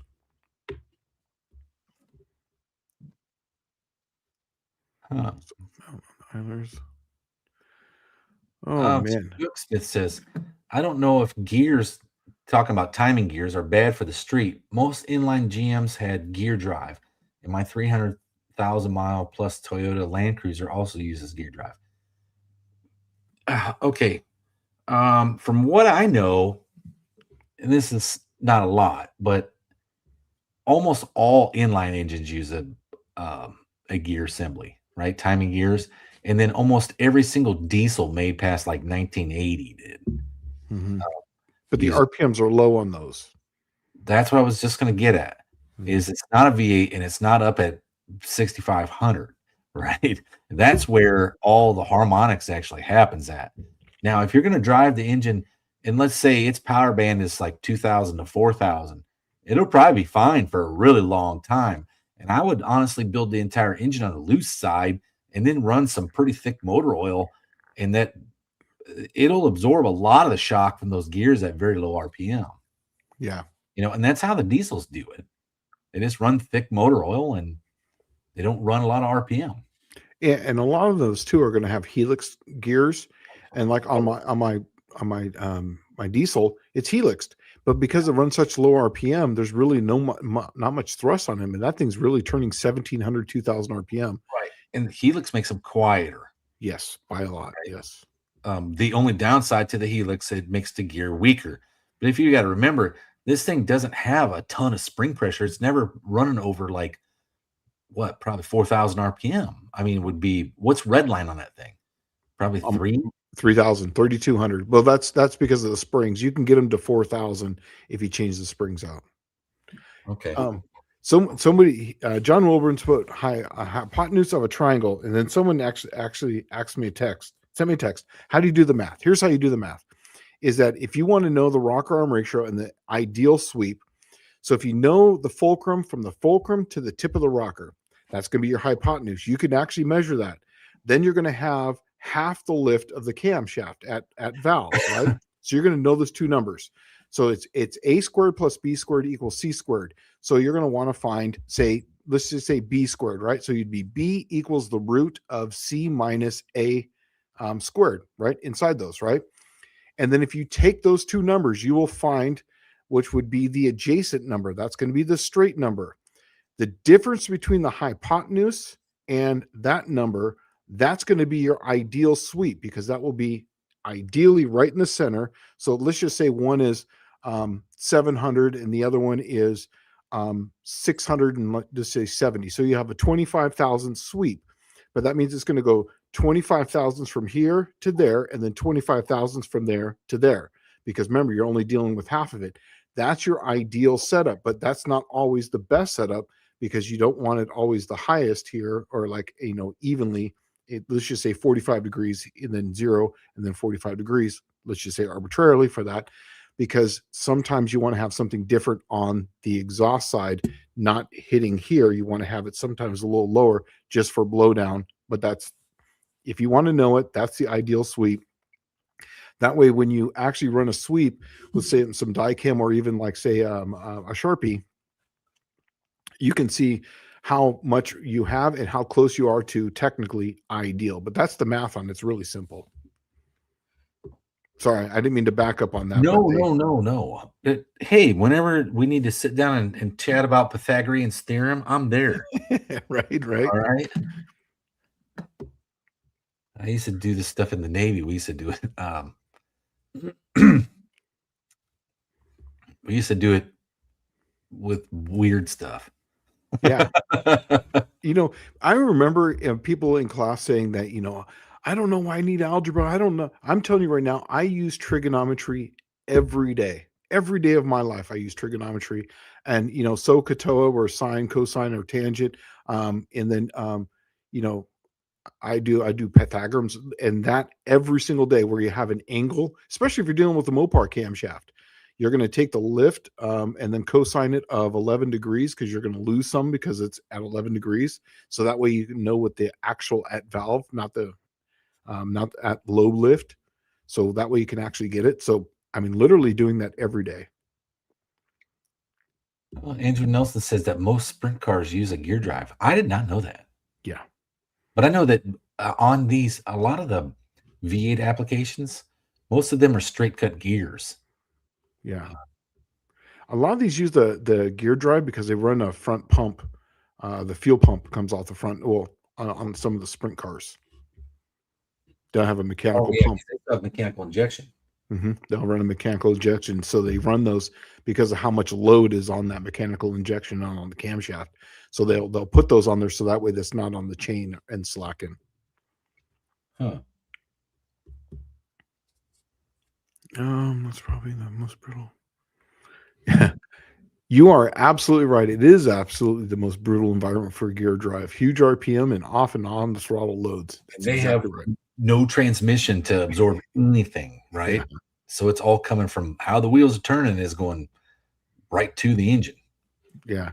And I believe this. Andrew Nelson is absolutely right. And this is I've seen this, and you will not see this in the mid horsepower. You're going to only see it up on the upper RPM, but the camshaft journal spacer is good for nearly 20 horsepower during super stock engine development. He's absolutely right, because every single parasitic loss would add up. What's funny about that is that nowadays, instead of them going smaller this way, they're going thinner but bigger now. So there'll be almost 2 inches, in diameter, but they're like this thin as far as the bearing on those. And then all the journals are super tiny for the camshaft. Everything's tiny but really big nowadays. It's funny how it went from this to that, what you were talking about, and how it went back the other direction. Now it's just weird. Do you remember these? The Pete Jackson gear drive in the 90s? I this was a bottom of the page thing. Yes. It was. It was. Because it was like Ron Ward saying here, Pete Jackson gear drives. It used to be like in Summit, each individual thing had its own page, right? And Pete Jackson gear drives were one of the pages. And if you scroll to the bottom of the page, that's where the extra noisy gear drives were, where the other ones might have like a semi-helical cut to them. This one would be just straight cut, and then like instead of having like say 40 teeth on it, it'd have like 20, right? And so they're really huge and nodular teeth, probably very accurate and very reliable for a very long time. I don't know, but that's how they were listed, was street and then extra noisy. And I remember guys used to put them on because what it sounds like, if you had a V8 car with the hood closed, it sounds like you'd have one of them small B&M blowers under the hood. Yeah, and that's what you put them on there for. I remember when they first came out, everybody sounded like they would have a blower. And there was this one guy who literally had like a squirrel cage, like a bird catcher, and it would flip, and it was just sticking out of the hood, and it had a little mount so it would give it throttle. Yeah, it would open, and we thought that thing's the coolest thing ever. I remember one day was at the gas station. It was one of my very first jobs. I was working at a Unocal 76. I was a full service guy, and that thing came in, and he had to unclip the rod to open up the hood, and it was just a stock engine with a gear drive on it. Gear drive on it, yeah. Oh my God, I remember that. Yeah, well, and then Andrew Nelson saying the dry sump and fuel pumps are driven off the camshaft. Yes. Mostly all parts. Ron Ward says the Dallas sprint cars have huge rubber vibration dampers mounted on the rear wheels. I didn't know that. Yeah. Dakota's asking, do you think timing gears would add any extra power over a double roller timing chain? Not for your RPM. No, not for the money. For the money, like, dude, for that kind of money, what one of those costs are probably $200. I bet you could buy a windage tray that would pick up 25 to 40 horsepower. Blueprint or oiling system, you'll pick up so much more. And he said, windage tray. We need to do a video on that, Shane, because I know that to be a fact. And, John and I were talking about this, and we were trying to, what's the easiest way to measure incremental changes like that? And you can't really show it. You can't really show like volume or friction, less friction from it. But you know what we can do? We can take an electric drill that's plugged into the wall and put a current meter on it, and then just read the amperage across that current meter. That's exactly how I do it. And you can also do it too by how much it pumps, by how much amps it uses per over a period of time. So that way you can see how much it's flowing per how much work is being required to use. I'm telling you, I noticed so much of a difference between Oh yeah, that. that Like 100%. I can go from my drill being in first gear and barely getting it to turn with slipping the clutch to being in third gear and running at full throttle, right? Mhm. And it will not slip the clutch at all. The clutch would technically slip at the same amount of torque, but the higher the gear would make it slip easier. Yeah. Yeah, that's actually when I first started doing my very first oiling tricks on the Mopars back in the early 2000s, when I really started getting into oiling systems. That's actually when I first Joe Sherman was the first one to tell me, do the oiling system, find the oiling system. That's where the power's at. And I literally, that was right when I got my very first amp probe, and I Uh, just went around that, and I had a Black and Decker electric drill. I remember putting in there, seeing how much amps it was turning. I did all my blueprint, and then I went back and did the exact same test, and it went like, let's just say 10 amps. Now it was running like, say, 7 amps, because it was under less load. And I remember I could hold it with one hand, and I'm like, it is turning so much easier, but it was still moving the same volume of fluid, because well, it was just everybody amazing. does. Everybody does the stock, like they take the stock gears and stuff out of the Buick stuff, and that's where I noticed it was that everybody runs a high volume pump on the Buicks, the big block, the small block, Mhm. right? You don't need it. Well, the small block you do because Okay. it has quarter-inch shorter gears than a Oh, 455. But what you do is you run stock 455 gears in the okay. 350 timing cover, and then that now you have the volume that the 455 would flow. But the big one was when I did the big block, and I'm like, my God, I don't need all this oil volume. Right? Mhm. This is like over.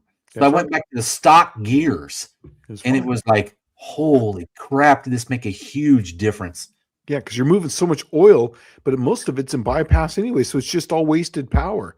Yeah, And it's that, all going right back to the pan. exactly, where I really noticed this on the V8s, I only noticed it on the drill. Did I pick it up on the track? Who knows? When I started doing this on the slant sixes, because you're dealing with such low numbers, but you're Yeah, still dealing with it's the a same huge size oil difference. pump. It's a Yeah, huge difference. Like you notice that. That's like, tenths of a second. They're like doing nothing but just taking the oil pump off, bolting it on, and it's external on the slant six. So right. you could literally be at the track, put it on, put it off. You have to jack it over, and then go back down the track, and you pick up, a few tenths of a second. That tells me that it really does something.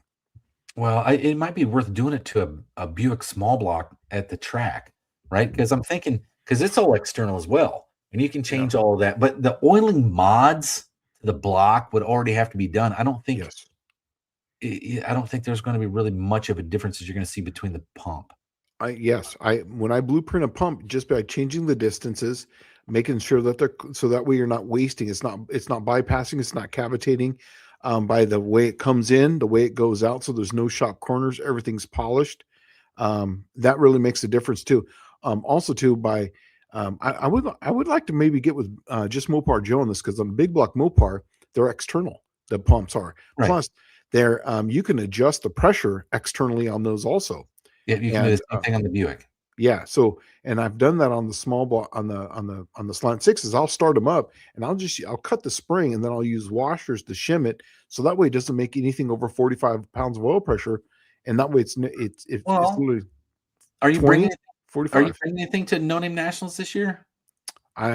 Well, it depends on what my life is like at that point, but the plan is to have, because I'm going to go straight from there to 66, and that will be Plan Z with the Oh, I thought turbocharged. that was off the table. Okay. Well, it depends. Like I said, I don't know what's going on, but right now Well, that's the plan. what I was getting at was I plan on being there with my 63 Buick, and it's got a small block Buick with an external oil pump. If you want, Okay. we can play with the oil pump, but I think since it's a 4-speed car, it's gonna be very hard to determine if we picked anything up because it won't be consistent enough, But right? but first gear, depending on how far you've run, we could probably pick it up with maybe even a 330 time, because that's only 1-2 shift then, right?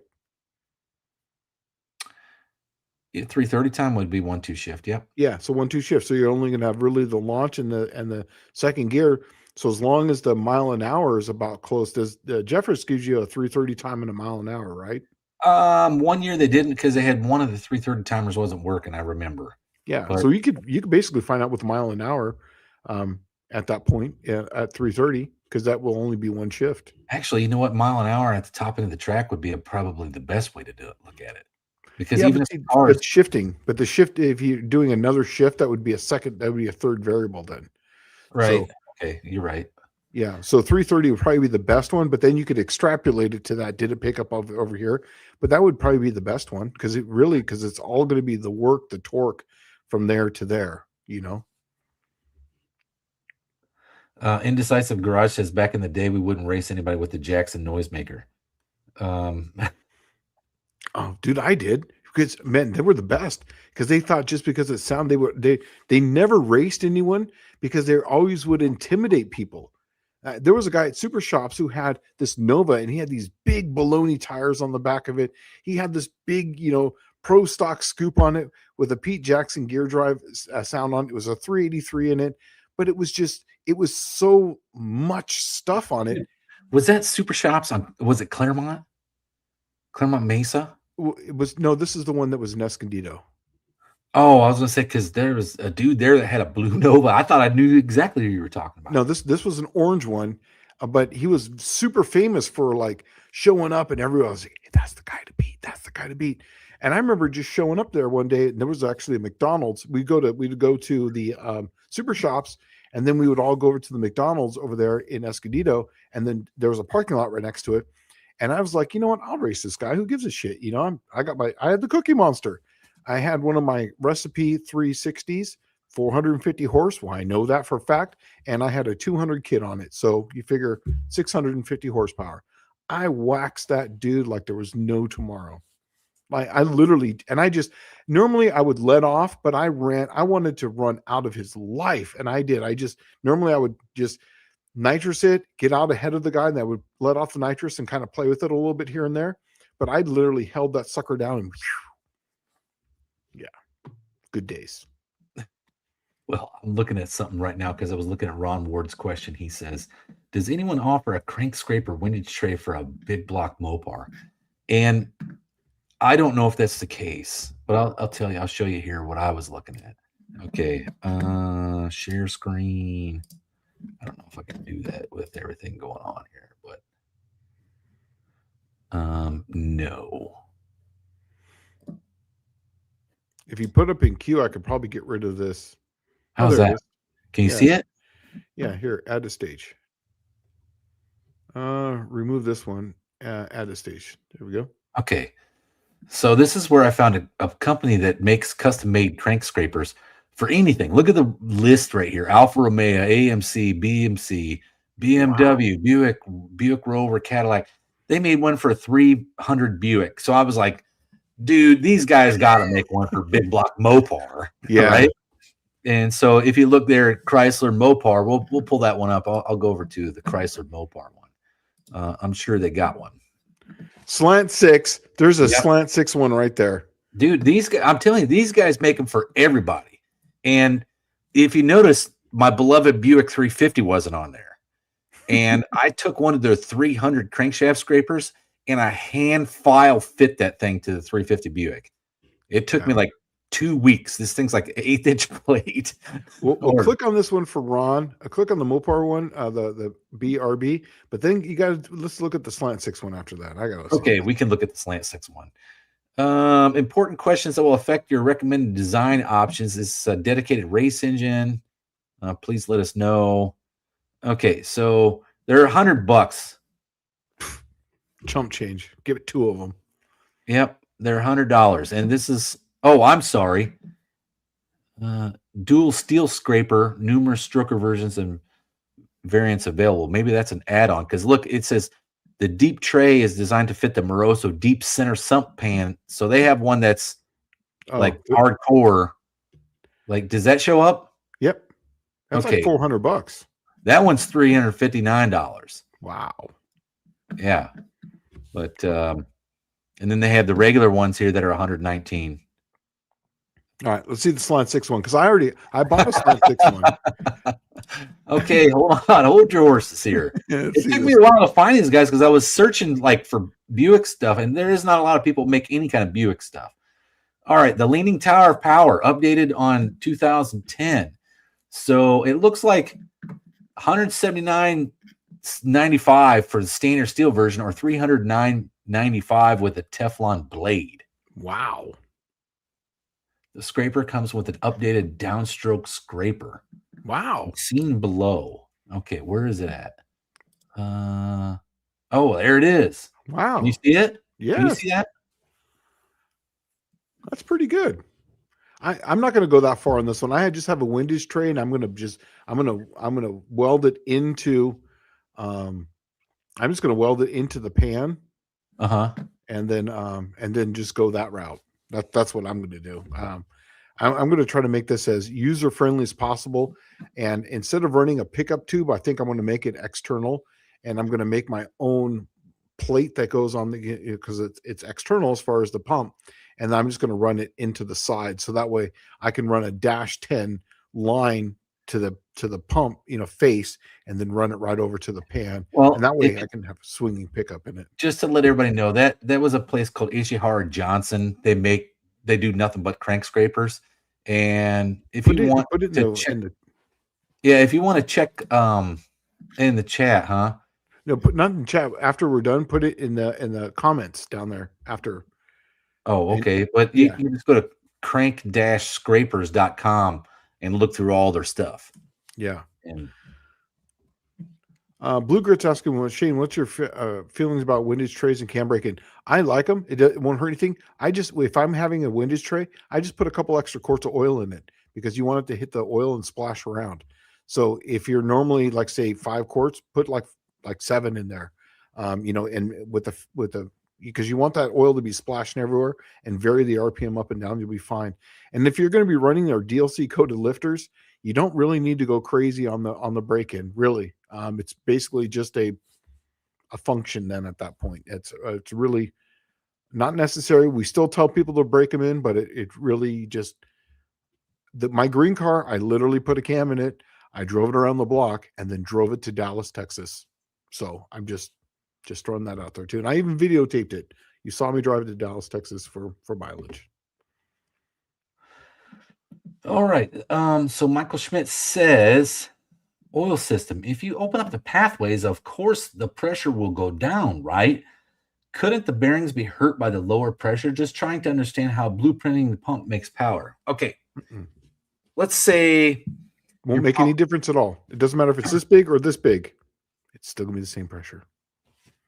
It's volume that you're increasing, right? And it's the volume is going to be the pressure regulator is still inside the pump. So it's still going to pump the same amount of oil at the same pressure, right? Well, it's actually a larger amount of oil at the same pressure because the regulator is still inside the pump. But the thing is, let's say your pump takes 10 horsepower to turn, right? With standard oil in it. When you open up the passages, less resistance. There's less resistance in the open passages because they're actually considerably larger, right? Yep. And you'll notice that the horsepower to turn that same pump now becomes like 7 or 5 and I don't know what Shane and I are talking about, but I mean, like when you're holding a hand drill and it goes from like setting number 1, which is the lowest speed, the most torque, and you can move it up to level 3 after you do the oiling mods and then just run it wide open, there is got to be some kind of significant difference on there. The Buicks were always bad. And this is where I learned it from is Shane and I never really talked about this until we realized we were both doing the same thing. Right. And the Buick big blocks are notorious for having oil issues. The thing is that they would jack the oil pressure to the moon, like 100+ pounds. And then put a high volume, high pressure pump in them, and that was it, right? Yeah. And they'd start them up, and if the oil was too thick and was too cold, it would blow the oil filter off the engine. It would just become like a hydraulic press and press the oil filter right off. And that used to be the normal Buick thing. Well, my dad racing those, there was always there was 2 consistent things when you took the engines apart at the end of the year. One, it would knife edge the cam gear and the distributor gear. Okay. And that's because it's binding so hard against that distributor gear that it's actually shearing the teeth off. Yep. The other thing is when you pulled the cam out, the number one cam bearing would be smoked downwards. It would be all the way to the brass. And if you've ever seen a Buick big block camshaft, it's not supported on the end. So the gear just kind of hangs out in space and turns the distributor. So my thought on this was this. You've got so much tension riding on that oil pump shaft, trying to drive that oil pump and make it into like a hydraulic press.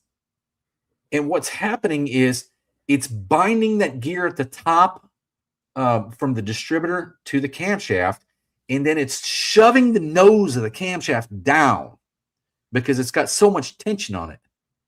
And then when you're racing it, it's even worse because you're turning all this RPM and it's forcing it down. Now, the thinner the oil would get, the easier this would work, right?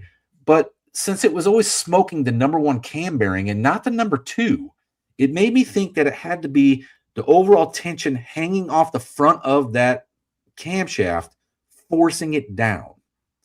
And that's, and you know, plus the shaving of the gears, which means there's a couple of things that could be, there's a lot of tension on it, or if it's pushing it down, it's binding it. It's deflecting properly. Yeah. It's deflecting. Yeah.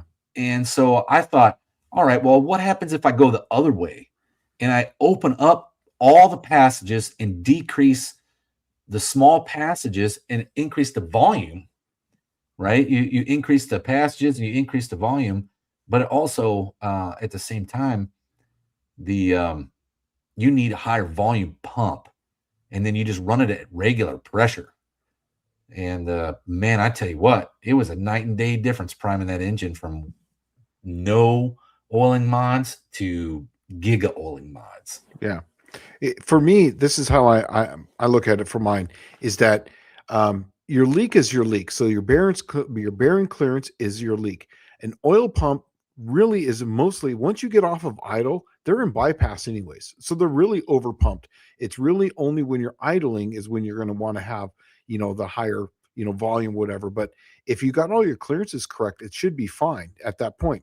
But the reason why I'm opening them up is that I would personally rather have volume over pressure, because I would rather just, if you have a smaller area and high pressure, it's going to take a lot more force than if you have a bigger volume area with less pressure. But the same amount of oil is going to go across the hole at the exact same rate. And one's going to be easier to do that, where the other one is going to be much harder to do that. So what I'm doing is that I open up the area so that way I'm moving a lot more volume at a much lower pressure. Therefore, it takes a lot less a pump to do that. So it's in bypass less time than when you're at higher RPM. So like on most of my race cars, I'm running a stock pump on most of my Mopars. If you look at my recipes, that's the reason why. But I'm doing a lot of oiling mods to make this work, because there's a lot more volume in the system, but it's moving the same amount of oil in an area with less pressure because it's going through. And I open up my clearances a little bit so that way that oil can move right through. So I run like 2.5, which everyone does, but people want to have that 70, 80 pounds. But that's just wasted power, because now that pump is now in bypass and the whole system's at 70 PSI with X amount of volume, and it's just bypassing. But you could have the same amount of you can have a lot less pressure, the same amount of volume, and that way you're not wasting all the power just on bypassing the pump. The only time you're going to see that difference is at idle, though. I'm telling you that. My Suburban, after I did all the oiling mods, it idles at like 9 pounds. But at idle, there's really no force on it, so it doesn't matter. No, and the thing is, even it's only idling at 700 RPM. Yeah. Right. So I mean, it technically only needs 7 pounds. Yeah. But as soon as you blip the throttle, the sucker's right up to 40 pounds. Yeah, because there's no force on it at that point. My Slant 6, I only have 45 pounds on it ever. That's all I've run them at. It's 45 pounds of pressure at max. When it's idling, it's at like 15. When it's hot and I got the 1040 in it, it just is what it is. I mean, a lot of the Slant 6s, even my wife's car, on a really hot day, that thing's totally bone stock. And ever since then, that sometimes that light will flicker sometimes on and off when it's idling, but that's just Slant 6 stuff. Well, Slant 6s have always done that. Probably when they were new, they did that. But so Danny Boyd says, I'm going to try to catch up here because we're way behind. He says, what happens if you accidentally put some few ounces of motor oil in your automatic transmission fluid? Probably nothing. You probably won't even notice it. Guys used to run. Remember those guys out in SoCal in that 2810 or the 10.5 NA class? There was a dude running Mobil 105 weight motor oil in his transmission because it was lighter than the Type F transmission fluid. Yeah, and it's also stable too. It doesn't foam up at all. Racer, I'm actually probably going to be leaving because day 0 is on Saturday and the first day of the race is actually Sunday. So I'm probably going to have to leave Friday night or Saturday morning, but I'm not really sure yet. Things are changing in my life right now, so I don't know 100%, but that's still the plan. But I'm going to be at No Name Nationals. Whether or not I make it to 666, that's a whole different story. Okay, Michael Schmidt says slant 6 oil scraper. Does the scraper block oil or slinging oil to the cam? Is it a race only or good for street too? Well, on a slant 6, the cam gets oiled by the oil shooting from the rods in the hole, and that's actually what gets up in there. The scraper is actually where it dips down and is slinging it back up, and the scraper sits there so that way it doesn't windage back up on there. The scraper sits here so it scrapes and keeps it down inside there.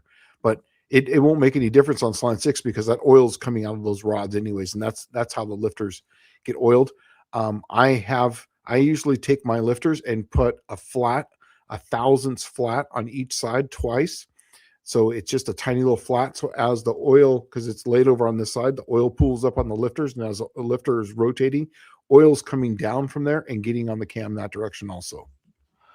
Mostly old parts Ron Ward says Slant Daily Garage, would a carbon fiber 3D printed windage scraper be a good product? I think it would be, but I don't think you can put any carbon fiber and oil wouldn't, because of the resin. I don't think it would survive. Well, they make carbon fiber rods. Yeah, but they don't last very long. I would anything that's epoxy based with a resin in it generally breaks down under oil and heat. Yeah. And heat. And I don't know how that would work.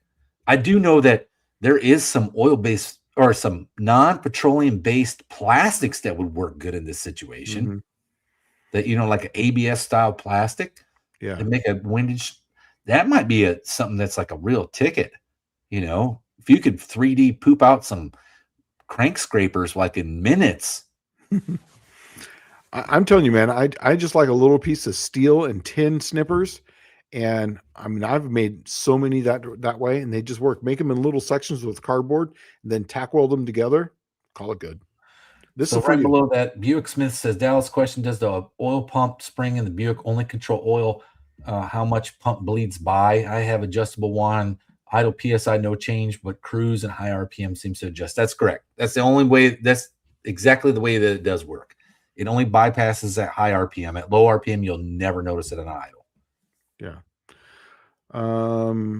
He's also right here. So 45 pounds at idle always. And if the screw is loose, but can get 78 pounds when screwed all the way in. But you really don't want the 78 pounds. It really comes down to RPM. But my slant 6s don't go much over 5,000.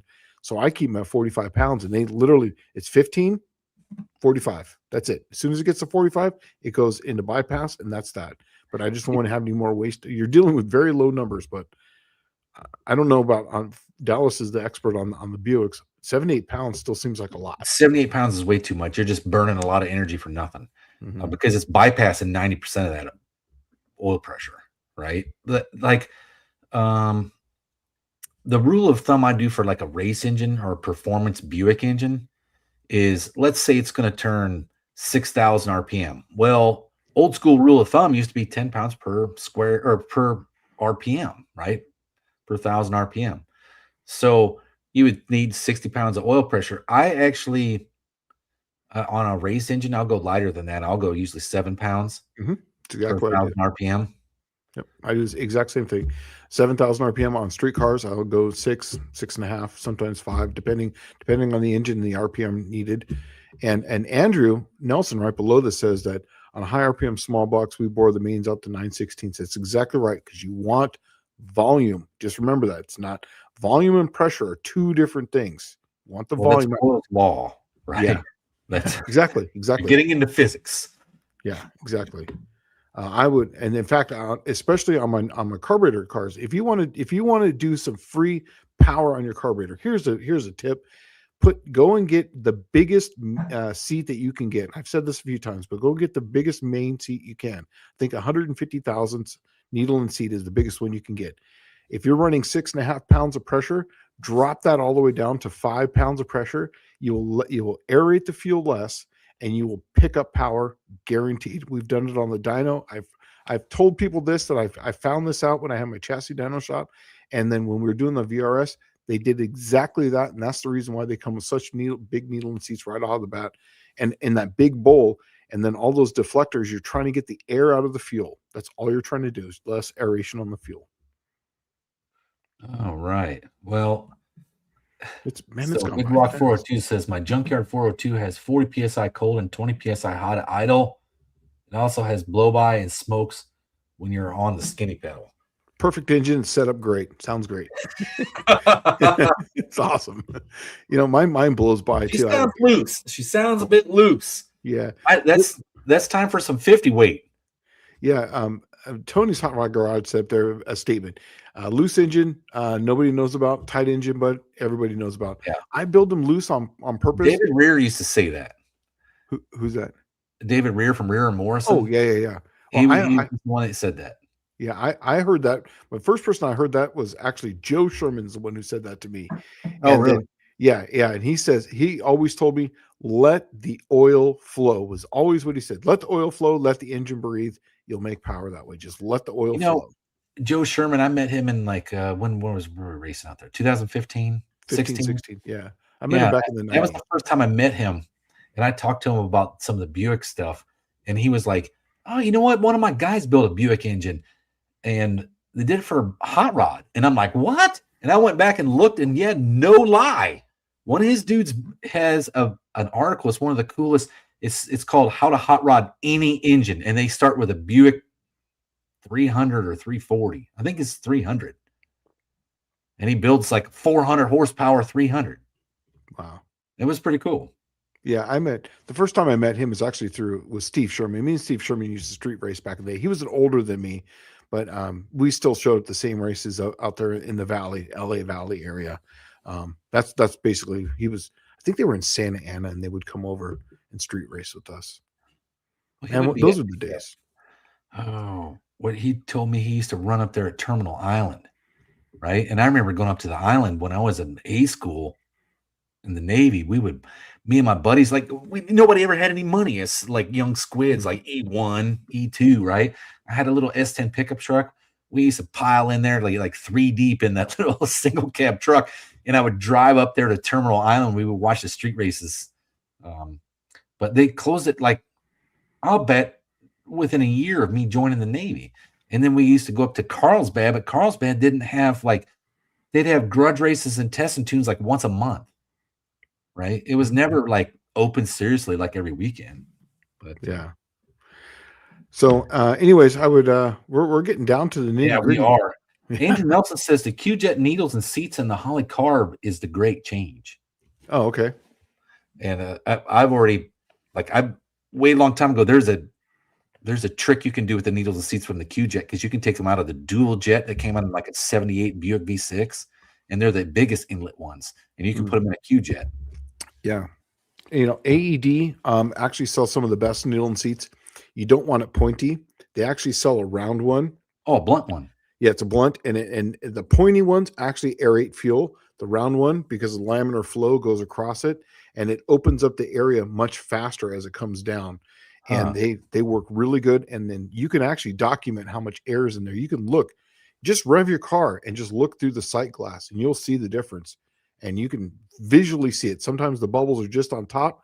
And then when you change it out, the bubbles are barely even there. You only get a couple more on top of that. So anyways, with that, man, we're getting down to we're getting out of here. You know what? Before we go, I'm going to say, go over and show some love to WAF Racing. Yes. The other thing is I'm praying for your family there, Dylan Levi. 100%. Yeah. So, I guess until next week. Yeah, until next week. We'll see you guys. Thanks for showing up once again. And we do this for you guys. So Take it easy, guys. Have a good week.